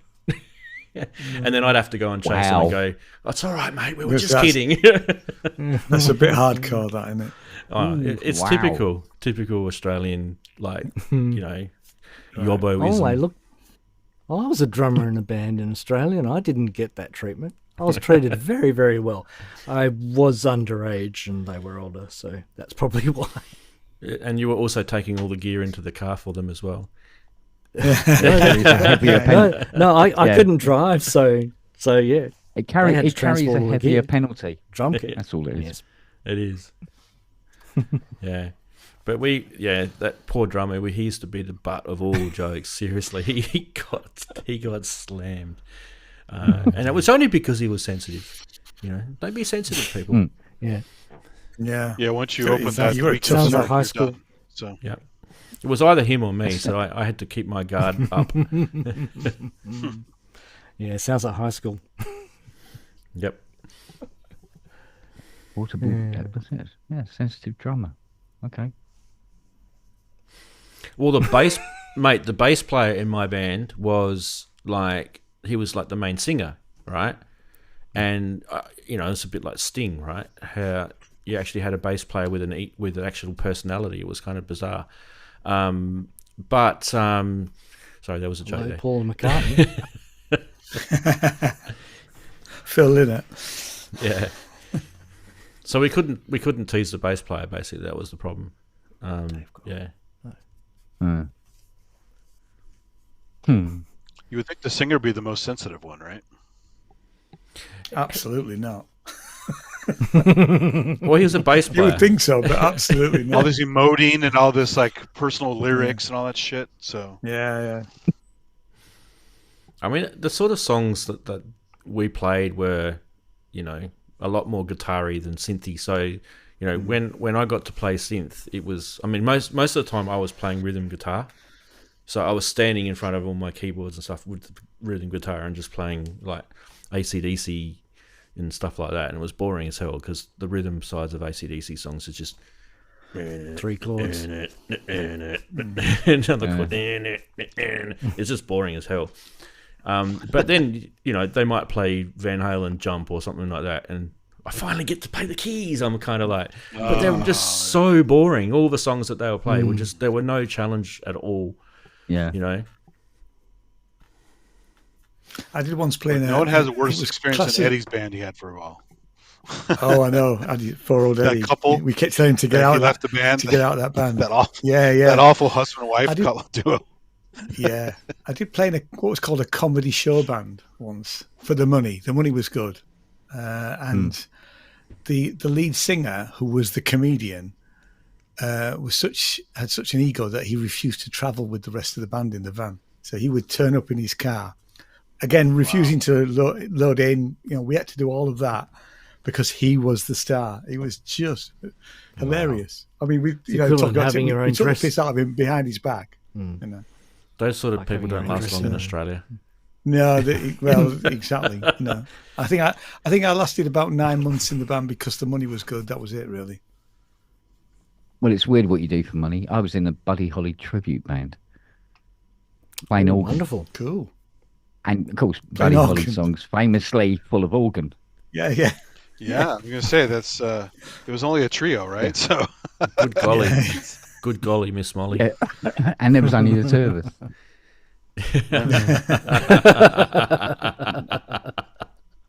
You can always bring a reimagined cardboard Buddy cutout. Holly. It's, Bring your cardboard Yeah. cutout behind you, mate. Yeah, exactly. But the gimmick hearts was with that the guy played the guitar and sang. Larry, his name was actually the spitting image of him. Oh, really? So he actually looked like Buddy Holly as well, and that was kind of his gimmick, I suppose. But so he played the guitar, and they'd have to do everything else and it was Wow. it's awful. Trying to do some of Buddy Holly's hits with a bossa nova rhythm. But you guys made money doing it, right? with a Roland CR78. Oh no! Yeah, there was a Philips Philly quarter, and he had a Mini, and he used to have to put this thing in a little 2-wheel trailer on the back of the Mini. Oh, wow. And it was like, I'm going to get home one day, go to take the organ out, and it's like, where's the organ? Wow. Oh no! It's on the A3. Wow. Chris in chat said he played keys in an all-female Elvis tribute. Elvis tribute. But I'm not kidding you. We Wow. we played at this place up in Banstead, and he said it'll be a brilliant gig, blah blah blah. There's at least 60 quid in it for you. And honest to God, I knew it all over, by heart now, and I'm just like play. I'm hardly looking up. But at one point during one of the songs, which was a bit more upbeat, and I look up, and the scene in The Producers where they start singing "Springtime for Hitler" and they show the audience going like that. That's what they look like. Yeah. They're all there going, "What the fuck are we watching?" And I go, I'm just looking back down again. Don't ever look at the audience. Yeah, exactly. They had a Kiss, there was a Kiss tribute band. All little Think of the people money. called Think of the Tiny money. Kids. They're all in costume. No, the moment that the thing is when you're playing in bands, right, and you're doing covers, the moment that you look at someone in the audience, they think at drink breaks time, they're going to come up to you and go, "Can you play?" And just some stupid song. Oh yeah. So you never make eye contact with anyone in the audience. Yeah. No. Yeah. Play something we know. People shouting that out. Yeah. What do you know? Nothing. Okay, we'll play nothing. Bye. Yeah, but when you're playing some solo, track and stuff like that, you. and you look up, and there's somebody in the front row sitting there going, like this, and you just go, "Oh, this is going to be a fun evening." It's at the place with the chicken wire between you and the crowd, mate. But they're throwing the bottles at you. It wasn't a rough place. It was just we were that bad. There was actually back in the 80s. There was a club in Hull that was like that. And literally, I turned up. I was playing the duo. It was Hull, wasn't it? And, yeah, it was Hull. Yeah. So we turned up to play this gig, and we about halfway through the second set, three half-hour sets. Halfway through the set, the whole place erupts. We're behind this mesh, and the bottle literally it's like Blues Brothers. The bottles are flying, and the concert chairman or whoever it was said, "Keep playing." So we just carried on as though nothing was happening. Yeah, it's also like Roadhouse. Yeah, the guys are throwing beer bottles. Yeah, it's just like Roadhouse. Yeah, and then it settled down again. Everybody sat down again. Somebody started clearing up the broken bottles. No, it's normal, mate. It happens every night. Yeah. Like going to a Clash concert in the 70s. It was a country and western. I think it was a country and western club, if I remember rightly. Oh God, in Hull. Wow. Oy. In Hull, yeah. I went to a country and Slightly rougher area western of place in Glasgow. And wasn't that an interesting thing? Like, because that's the last place in the world you think they do country music, right? It was really good. It was kind of like really polished and professional. And I thought, what? Hang on a minute. Have we just like traveled through a portal? It's really funny to do it in Japan. Country western Japan. I spent a couple of weeks as a mate of mine who he needed a keyboard player. So I stood in for about 3 weeks in a band called Whiskery Dick, who were a country band. And I mean, honestly, it's a whole different world. Everybody turns up with their Stetsons and the jackets and the shirts and all that, and they take it really, really seriously. What were they called? Whiskery Dick. I know, great name, isn't it? I think I've got one now. It was a guy.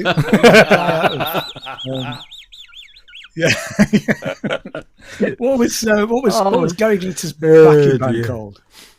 What was Gary Glitter's backing band called? Glitter because he Band. played with them. Oh, the Glitter Band, yeah. So John had played in the Glitter Band. And Blues in the Night. then he ends up in this. It was actually they were a 3-piece. Gary the was keyboard there. player was AWOL. Yeah, Gary was there around the back. Yeah, around the back. He was in the dunnies. So, Oh, mate. The stuff we did for money. yeah, and Chris, they were. What do you line mean? dancers. The stuff we what do did you for mean free. Yeah, I was going to say, Yeah. what do you It mean? can't be that did, bad if you Ken? got paid for it. So, you know. Yeah, I got paid. Yeah, Yeah. I remember playing this song one night at we were in this place in Newcastle called Stockton, right? And it's over this is not Newcastle, UK. This is Newcastle, Australia, right? And I played like absolute shit. You just have a really bad night where you just don't play well. I played didn't like still know though, did I? absolute shit. Anyway, so I knew I wasn't playing well, and George, the main guitarist, he came up to me afterwards and he goes, fuck, we were off tonight. And I went, I know, it was so bad. Anyway, we're off getting beers at the bar, and a whole bunch of these blokes come up and go, oh man, you guys were awesome. That's the best I've ever heard anyone do. And I'm like, what were you listening to, mate? We were shit. Yeah. How much coke had they done? I don't know. It was so funny. Enough, it seems. Yeah. Yeah. The required amount.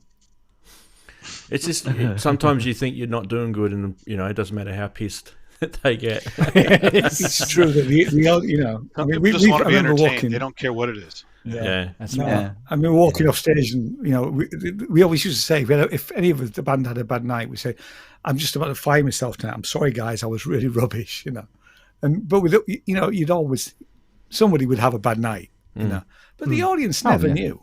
They absolutely never knew. Well, you learnt ways to cover it up too, right? Yeah, as exactly. a player, you learn ways. Even if you weren't feeling it, you look as though you're having a good time. I mean, wasn't the Sex Pistols that debut attitude. horrible, but people loved it, right? Yeah, exactly so. I saw them in Scarborough Johnny. when I was at college and walked out because I thought they were absolutely awful. And they were, to be fair, they were awful, but they could play. Yeah. You could tell they were playing. They were just a crap rock and roll Apparently band. Sid couldn't, right? Didn't Sid? Oh no, it's on the before album, Sid. someone This else was played his when parts. Matlock. When Glenn Matlock was in the band. So and he could play actually. He wrote good songs as well. But they just weren't very good. Yeah. It's really early on. Yeah. I think part of the thing about the Sex Pistols was Johnny's personality, right? That's why you went to see him. He was really obnoxious. Really? Yeah, I think he probably still is, isn't he? But that album's great. Never Mind the Bollocks is a great album, man. The vinyl is better than the CD version. It sounds really different because I really? got the CD and a friend of mine lent me the vinyl and I compared them. It sounds so much better on vinyl than it does on CD. So it sort of really compressed it. They might have remastered it. I don't know, but Yeah. but the songs are good. Yeah. It makes me glad I got agoraphobia. It really does. If I carried on doing all those gigs and stuff like that, and the stuff I go, oh yeah, well, if there's 80 quid in it, yeah, okay, I'll do it. You would now be looking at a 60-year-old ex-black dancer, or something. It's terrible. Some of the gigs. I've done some really rough. I don't think that'd be a bad career choice for you, Kent. I'm not quite sure about that. What would you like I've done tonight? some really dear? dodgy gigs. I mean, I tell you, Would you like the puppy going backwards and biting you on the penis? Would you like the leather chaps followed by some Montavani, perhaps? We played a lunchtime and evening set in Wakefield because the band was pros, right? So, and our manager would send us wherever we could. It was good money. And what we didn't know was we turned up at this gig for the lunchtime set and we're actually backing strippers. Wow. I mean, we said, well, what do you want us to play? We're a rock band. Well, just play what you normally play. So we played what we normally play to these strippers. The girls were really sweet, but actually, it's a different kind of adult entertainment, right? Sorry. Yeah. Ian, they're going, yeah, all right, that's fine, but can we play round the front? I'll just get my Aunt Selena. Yeah. It was an experience. It was an experience. Oh, baby. Wow. So when I'd say the girls actually were very nice, but it was just, they were there for the money. But then the audience were absolutely awful. The men in the room were just horrendous, really. I don't think I've ever heard a stripper say, I was there for fun. Yeah. No. And the guys in the audience were so nice. Yeah. Well, so, And everyone was Ian, really respectful. Was this a full alcohol strip? Very place? respectful. Yeah. It's It was a lunchtime. It was a Sunday lunchtime in a working men's club in Wakefield. And they But they had- so, lunchtime. we're selling beer. Okay, because here for most states, you can't have full nude and have alcohol. So Really? they usually Oh, won't no, you well could- I mean, behaved if it's. It might be full different strippers. now, because it's the only time I ever went to a strip club, to be fair. And One it was place down like the I say, road a got working men's clever. club. They would have women dance in bikinis, and they would have a video of them dancing in the nude at the same time, and they got around the law. So, it's very clever. Wow. Yeah. Augmented reality, you could do that with now. Oh, Was it's it crazy. on Yeah, their it's mobile fun stuff. phone. But guys will go there It's for sort of lunch. clever It's like, why would you and go to a strip club incredibly for lunch? stupid at the same time. Yeah. I mean, what amazed us was we didn't know because until we turned up, because the manager obviously clearly didn't tell us, because we wouldn't have taken the gig, But it was certainly an experience. Yeah, not a very pleasurable one, if I'm honest. No, because I felt for the girls more than anybody else, and there was three girls all doing different. You felt the girls. Good man. But at the same time, Sorry? they're not forced to be there. They're paid employees. So, yeah. They are paid, yeah, exactly. But I didn't know Checking for Teeth. sharp objects. No, I'm just looking at the chat. I didn't know Teeth could dance, because Magic Bot Studios is saying when I'm looking for a good strip club, I like to find the one where the girls The are dancing big with teeth. teeth. Yeah. teeth. Don't knock it till you tried it.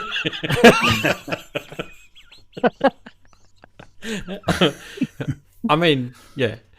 You really should stay away from those nursery homes. But, I mean... That's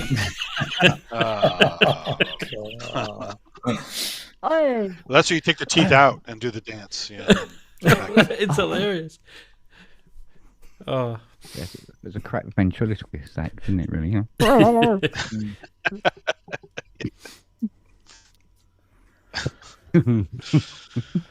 That's funny. What See what happens? next, I come on a Magoo? show, and it goes from being a professional, music technology show, and it turns into a pub. I can only apologise. It doesn't go. I can only apologise. It doesn't go from that again. It still goes there once in a while. Don't worry, Kent. It has Oh, its own. okay. Yeah. It's just that if I come on, it guarantees it somehow. You said the word professional, and my show that obviously should never have been in the same It was sentence. me that mentioned the strip club. God, you got segues. You got segues, and they come up, and it plays music and stuff like that. It's all AI, mate. Oh, okay. None of us are real, are we? Yeah, no, We're all just bots. X101. X101's comment in the chat. That would be a good club. Yes. Oh, mate. Excellent club name. That is a good one. We promise sure you'll there is leave one somewhere. satisfied.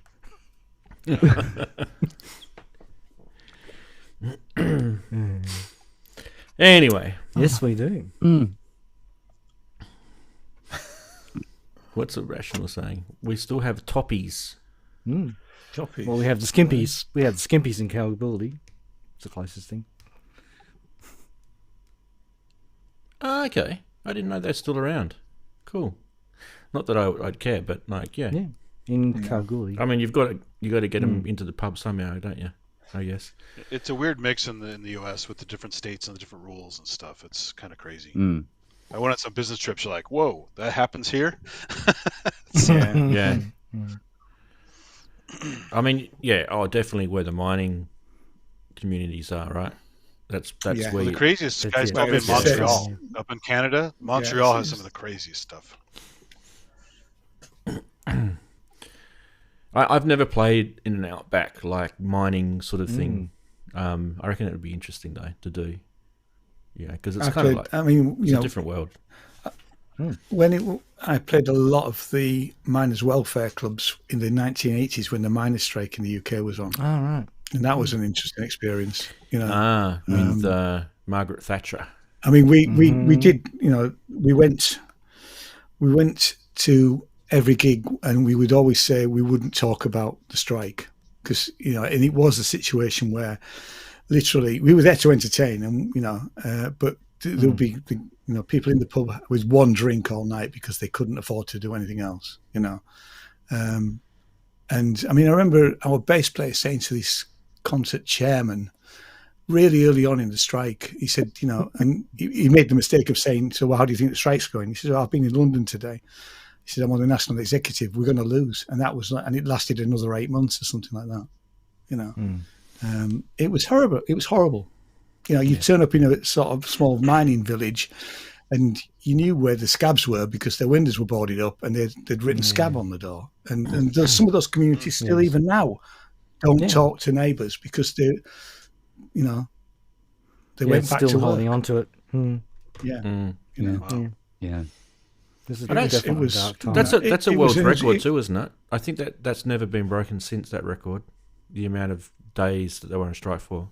I think it's a world's record. Sure. I mean, you had an immovable object in the fact of Margaret Thatcher and Ian. I can't remember the guy who was running the coal board. It's an American guy, I think.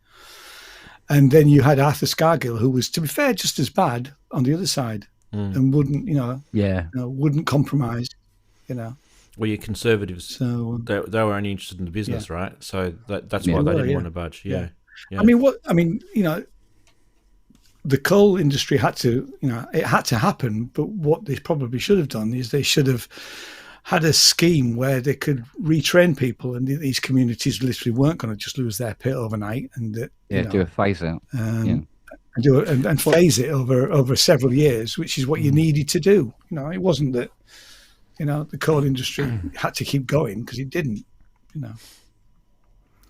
It's kind of like according to Trump, we have clean coal here, so that's what they're trying. It's what they're trying to do now is properly phase it out and avoid that kind of situation with renewables. Well, hopefully that's what's going to happen here with sort of the cleaner energies. Ranzee, have you ever been to Alice Springs? Yeah, I used to live there.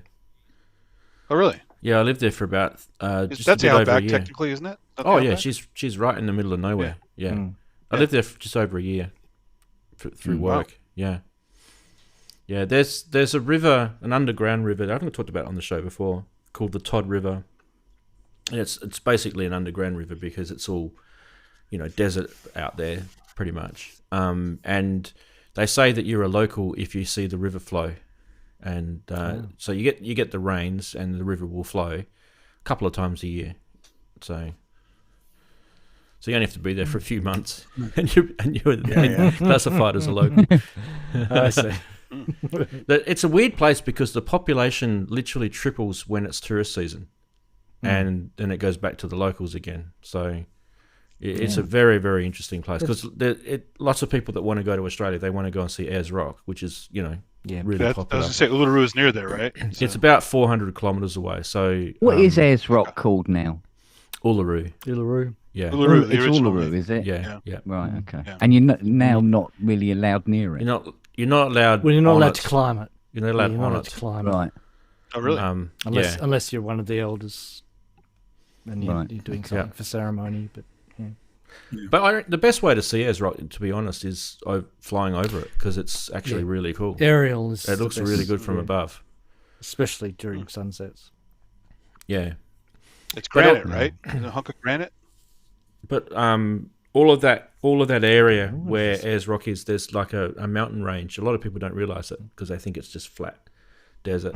But there's actually a really big mountain range. It's called the West McDonnell Ranges, and in throughout all the little mountains and hills and stuff, there's these gorges, and you can go, canoeing and it's really, really cool place to go full driving, and it's really the outdoor adventure sort of area to go. Adventure Central in Central Australia. So when I lived there, I actually, I didn't sort of hang around the town much because there's really hardly anything to do in the town other than go to the pub. So we just used to go out camping a lot and, adventure. You've seen the movie Road Games, right? No. You ever see Road Games with Stacey Keach? It was shot in Australia, the back roads and stuff. No. No. Stacey Keach and Sounds... what's her name from Halloween? My brain's all fried. So it's today. kind of the name's familiar. I don't. Jamie Lee Curtis. It's a horror. Oh, I think check it out. It's like 1982. It's cool. I think we've talked about this before. I still haven't seen it. Yeah, you definitely talked about it with me before. Yeah. So what were we talking about Alice Springs for before? What was the link? Yeah. Mining strike. No, I think you mentioned the Outback, so that's why I asked Raleigh about Springs. it, so. Oh, okay. Well, I mean, if you really wanted to go outback, you probably Alice Springs probably wouldn't be the place to go. You'd probably because it's quite a big place. You'd probably want to go to a real like West Australian, mining a lot of community movies or something. too, Something with a bit of infrastructure. Yeah. Yeah. I don't know. Like it depends on how cliche you want outback to be. But I mean, you can come to most Australian cities and drive for a couple of 100 kilometres and you'll find outback. Yeah. So it doesn't Have you Find been to bush North pretty Queensland? quickly. Yeah. Like the Billabongs and stuff. I've been to North Queensland. Yeah, I used to live in North Queensland. I have a great bird recording CD from Kakadu Billabong. It's awesome stuff on there.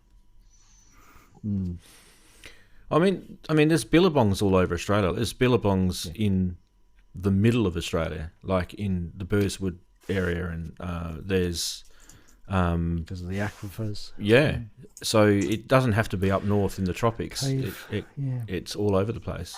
Like Victoria's got quite a lot of billabongs throughout. Especially around the Gyplands. One or two sheep as well, I believe. Have you guys ever heard of? There's a famous Australian movie called Picnic at Hanging Rock, and it's a novel. Yeah. It's a novel that they put in schools because they try and teach, especially girls' schools. They try and teach girls about, females, how they were treated in old society. Some murders, right? It's about some murders. Yeah. So, but Picnic at Hanging Rock was written around the Gippsland mountains in Victoria.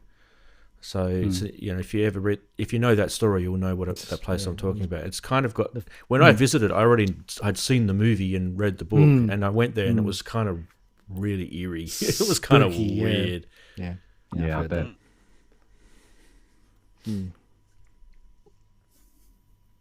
Crazy. Hmm. Well, there's also a famous, like one of the first CD-ROMs that really hit big before Mist and all that kind of stuff was From Alice to Ocean. You ever see that? It was a book of somebody who traveled from Alice Springs to whatever, and to the coast, and they made a CD-ROM out of it. It was one of the first major CD-ROMs on the computer ever. Did they go north or south? Do you know? I forgot. I didn't because remember. You can go some either coastal way. area from there. I mean, if you go north, you'd end up in Darwin, and if you go south, you'd end up in Adelaide. So that's probably, I'm guessing Adelaide, but I'm not sure. Probably Adelaide. I watched it a long time ago. I don't remember. But there's a woman, and she had a camel, and there was a photographer there. I think I know what you're talking about. They did a film about that. There was a book, and then it became a CD-ROM, and there was a bunch of other stuff. I mean, technically, you'd probably get to Port Augusta. That would be your first ocean coast. You wouldn't have to go all the way to Adelaide, because if you look at the map of Australia, if you look right down the middle of Australia, you've got kind of like this bottom part where it looks like there's a foot, right, sticking sort of. It goes up, and then it's like a little foot shape, and it goes it's kind of like a triangle, and there's a foot, and then there's the other part of the triangle.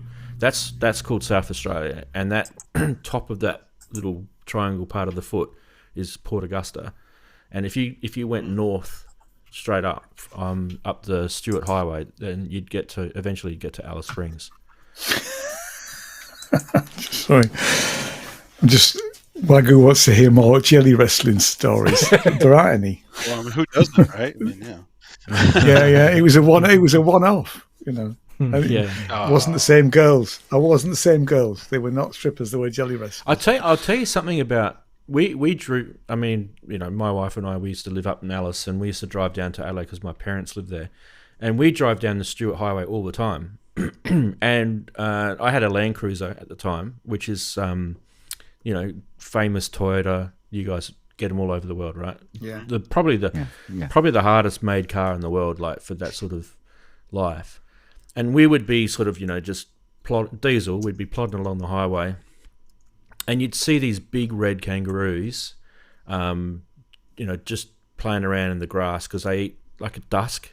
That's the best time because it's dew on the grass. They eat the grass to get a drink at the same time, sort of thing. Especially if it's like arid. Yeah. And the thing that scares the absolute crap out of you is when they jump out of, because the highways are raised, and then they've got down the side they've got these massive drains. Oh, so just like deer here, they just come out of nowhere and you got. They'll jump out. These drains are about 2 to 3 meters deep, right? They'll jump out of the drain.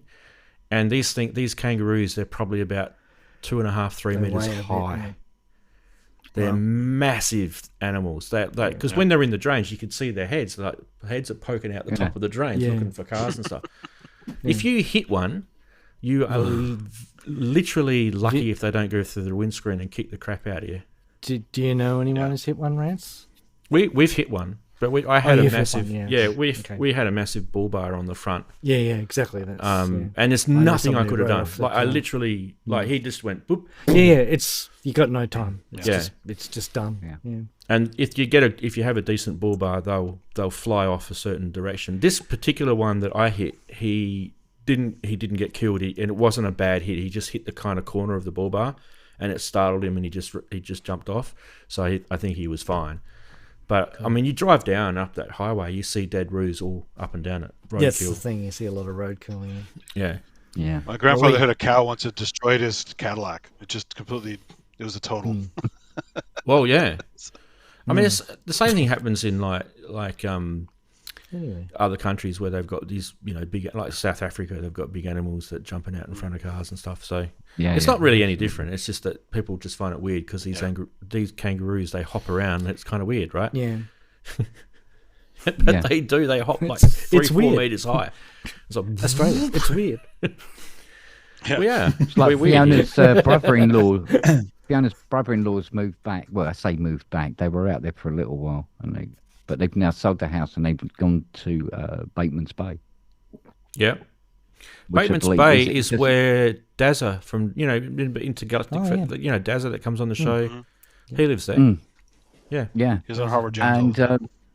And, he's been saying, really looking forward to going out. He says, I haven't been out there for donkeys and donkeys and donkeys. He said he moved back when he was, I think he lived out there until he was about 4 or something, come live here.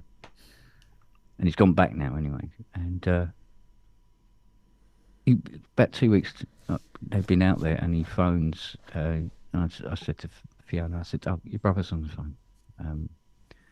She goes, she's talking to him, and after she hangs up and she goes, oh, that didn't go well then. I said, what's the matter? She said, well, they moved into the new house, and they can't use the toilet because there's a brown snake in there. And they go, I don't know whether they didn't go to pick it up, did they? Because even I know you don't. You call someone. And he said, no, they're waiting. Yeah, he goes, no, they're waiting for it to leave. Okay, that's true. That's true. Sometimes that takes less time than getting someone out. But his suitcases are unpacked. Yeah, Might be happy there. Yeah. Yeah, so they've moved in all the furniture and stuff, and a lot of it was being put into the garage by the removal guys when it finally turned up. And he said went in the garage and he was getting bits and pieces like that. and he hit something, and this huntsman fell on him. Yeah, and ran down him and went into the furniture somewhere. And he goes, "Oh, mate, no, we're not carrying that." And started giggling. Yeah.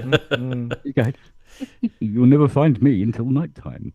And they're harmless. So yeah, so they are harmless, but they still are. But they look scary the as hell. cultural shock. Yeah, The cultural shock of it, you know. Oh yeah. I mean, we got spiders here that what they call harvesters, but they're actually tiny little bodies with ridiculously stupid long legs. Yeah, I know what you mean.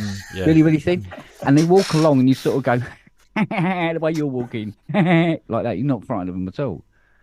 But when you got something like a huntsman going, "All right, mate," you go, "No." Yeah. Bye bye. And apparently, the younger boy, Carl, he says, "Oh, Kent," he says, "I'm really regretting coming out here now." Well, mate, it's a bit late for that now, isn't it?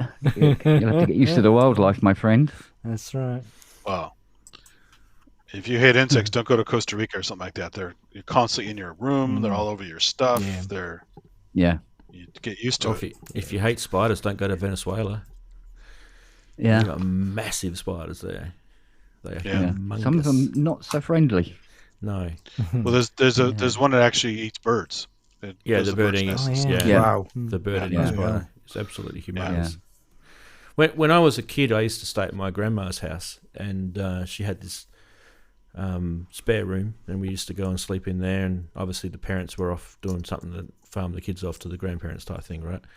And you never really know when you're kids, but I'd wake up in the middle of the night and look up on the wall, and there'd be a massive freaking huntsman above my head, and I would we know it. Like, Australians are brought up knowing about this stuff, but you're still shitting yourself because it's a massive, huge, but bigger than your head spider sitting above your head. Yeah, what if it moves? And then I remember going to my nan and saying to her, "There's a spider in my room," and she'd be like, "Oh, don't worry about it. It won't hurt you."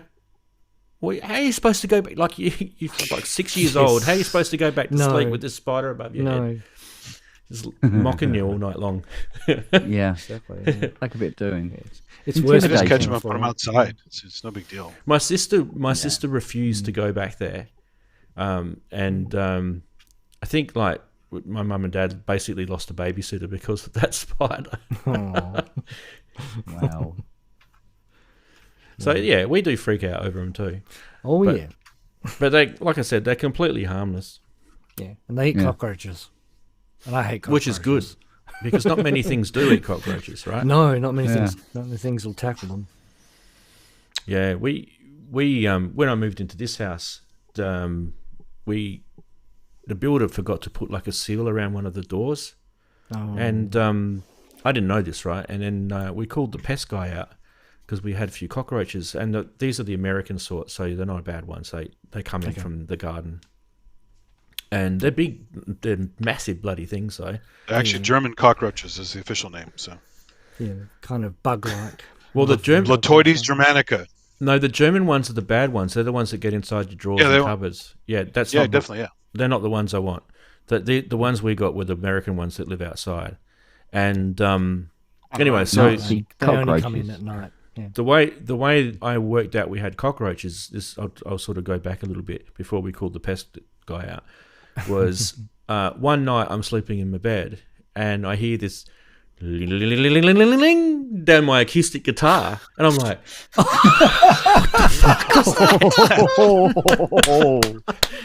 oh, brilliant! Early warning system. I literally have a musician as a cockroach in the house. You've tripped the alarm system, Raji. No. Have you ever seen cockroaches when it's completely black, dark, and then you've turned the light on and they kind of look at you like, scramble. Yeah. You've caught me. Yeah.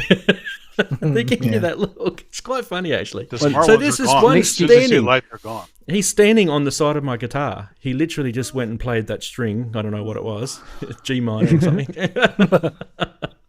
Anyway, so I'm just going crazy at 2 a.m. Anyway, so we rang the pest guy. He comes out and he goes, "You've got a seal around one of your doors that the builder's never put on. So basically, they're just coming in through the door, and and all that, you know, they just come in and they just get into everything and eat your garbage and whatever. They're just disgusting things they are. And literally, I went to the hardware store the next day. I just got the adhesive seal and stuck it. Was like $5, and I've never seen a cockroach ever since. Yeah, well, it's $100 well, I've you've ever done spent. very well. Yeah, it means the rest of the house. You knew it wasn't a German Private them cockroach, playing because your guitar. otherwise it would be goose stepping down the string, wouldn't it? It'd be ding, ding, ding, ding, ding, ding, ding. I'm not going to do that, Jester. Springtime for Hitler. It's got a little mustache. Okay, he did it. I didn't do it. Sorry. It reminds me of that concert. It reminds me of that concert again. Instant demonetization, Rance. Yeah, there you go. Yeah, we had that on the pub a couple of weeks ago, I think it was. Oh. And old Brooksy said, he goes, because we talked about something to do with Germany and Hitler and all the rest of it. And then Brooksy goes, oh, on the subject of Hitler. And then Matt Evans has cut it and made it into a little TikTok. Oh, There you go. He's giving it to me. I said, well, if he gives me any shit, I'll post it. when you see that. It was hilarious. Well, he never dies here. We have plenty of neo-Nazis in the U.S., so. Yeah, got some of them sort of like running for president, haven't you? Exactly. Trump often does that gesture. So I'm just waving, but no, that's not a wave. That is. No, I think I didn't think it was possible, but I think that guy they got running as his running mate to be vice president. Oh, J.D. Vance, worse. Yeah, He's wow. terrible. Yeah. The great thing is they don't like him now. People he's have seen changed his more name a about him few and they times, go, "Oh, I hasn't he? really don't like this guy." Trump supporters don't like that him. whole thing completely scares the shit out of me, though. Like the fact that 90% of the population can literally be swayed by something on social media, and they actually have no basis or foundation of knowledge. They'll just believe it. Like 90%, they'll just go, "Oh, I heard that. Yeah, no, this guy's a dickhead." What? Well, look at all the anti-vax nonsense during COVID. Oh, yeah. The world, like, to be able to sway people, like, it just, Anyway, I'm not going to go into it because I'll start talking about... It's bizarre. I'll start talking about IQ tests in a minute. He knows words. He knows lots of words. Anyway, on that bombshell, I'm going to go. Hey, those are the best words. He knows the most amazing words. I know lots of words. Words are starting with A. We have to end the He stream. can't spell them, but he knows them. Yes. We have to end the stream because it's pumpkin time for me and Chris. Pumpkin time. Yes, Hey, check out this link when you can. I'm going to this event today called California Extreme. It's really cool. It's all coin-op games from the 70s to the 90s, and even some more recent ones. And you pay a certain amount of money, and it's this huge convention center, and you can free play all day long. They have stuff like really rare games, some that never got released. It's a blast. It's really, really fun. Well, I'll tell you what. They're still making new pinball machines. Like Iron Maiden has a pinball machine now. All these there's a James Bond pinball machine. It's crazy. Tell you what was a blast, this show, and I thought that was the best meme, so you guys got it wrong. I like that one. That's a captain's call right there. Yeah. Anyway, press record, people. Please press record. Be nice to your mum. Okay. Bye, goodbye. Okay. Bye. Everybody. Take care. Everyone. Bye. Stay synthy. Yeah.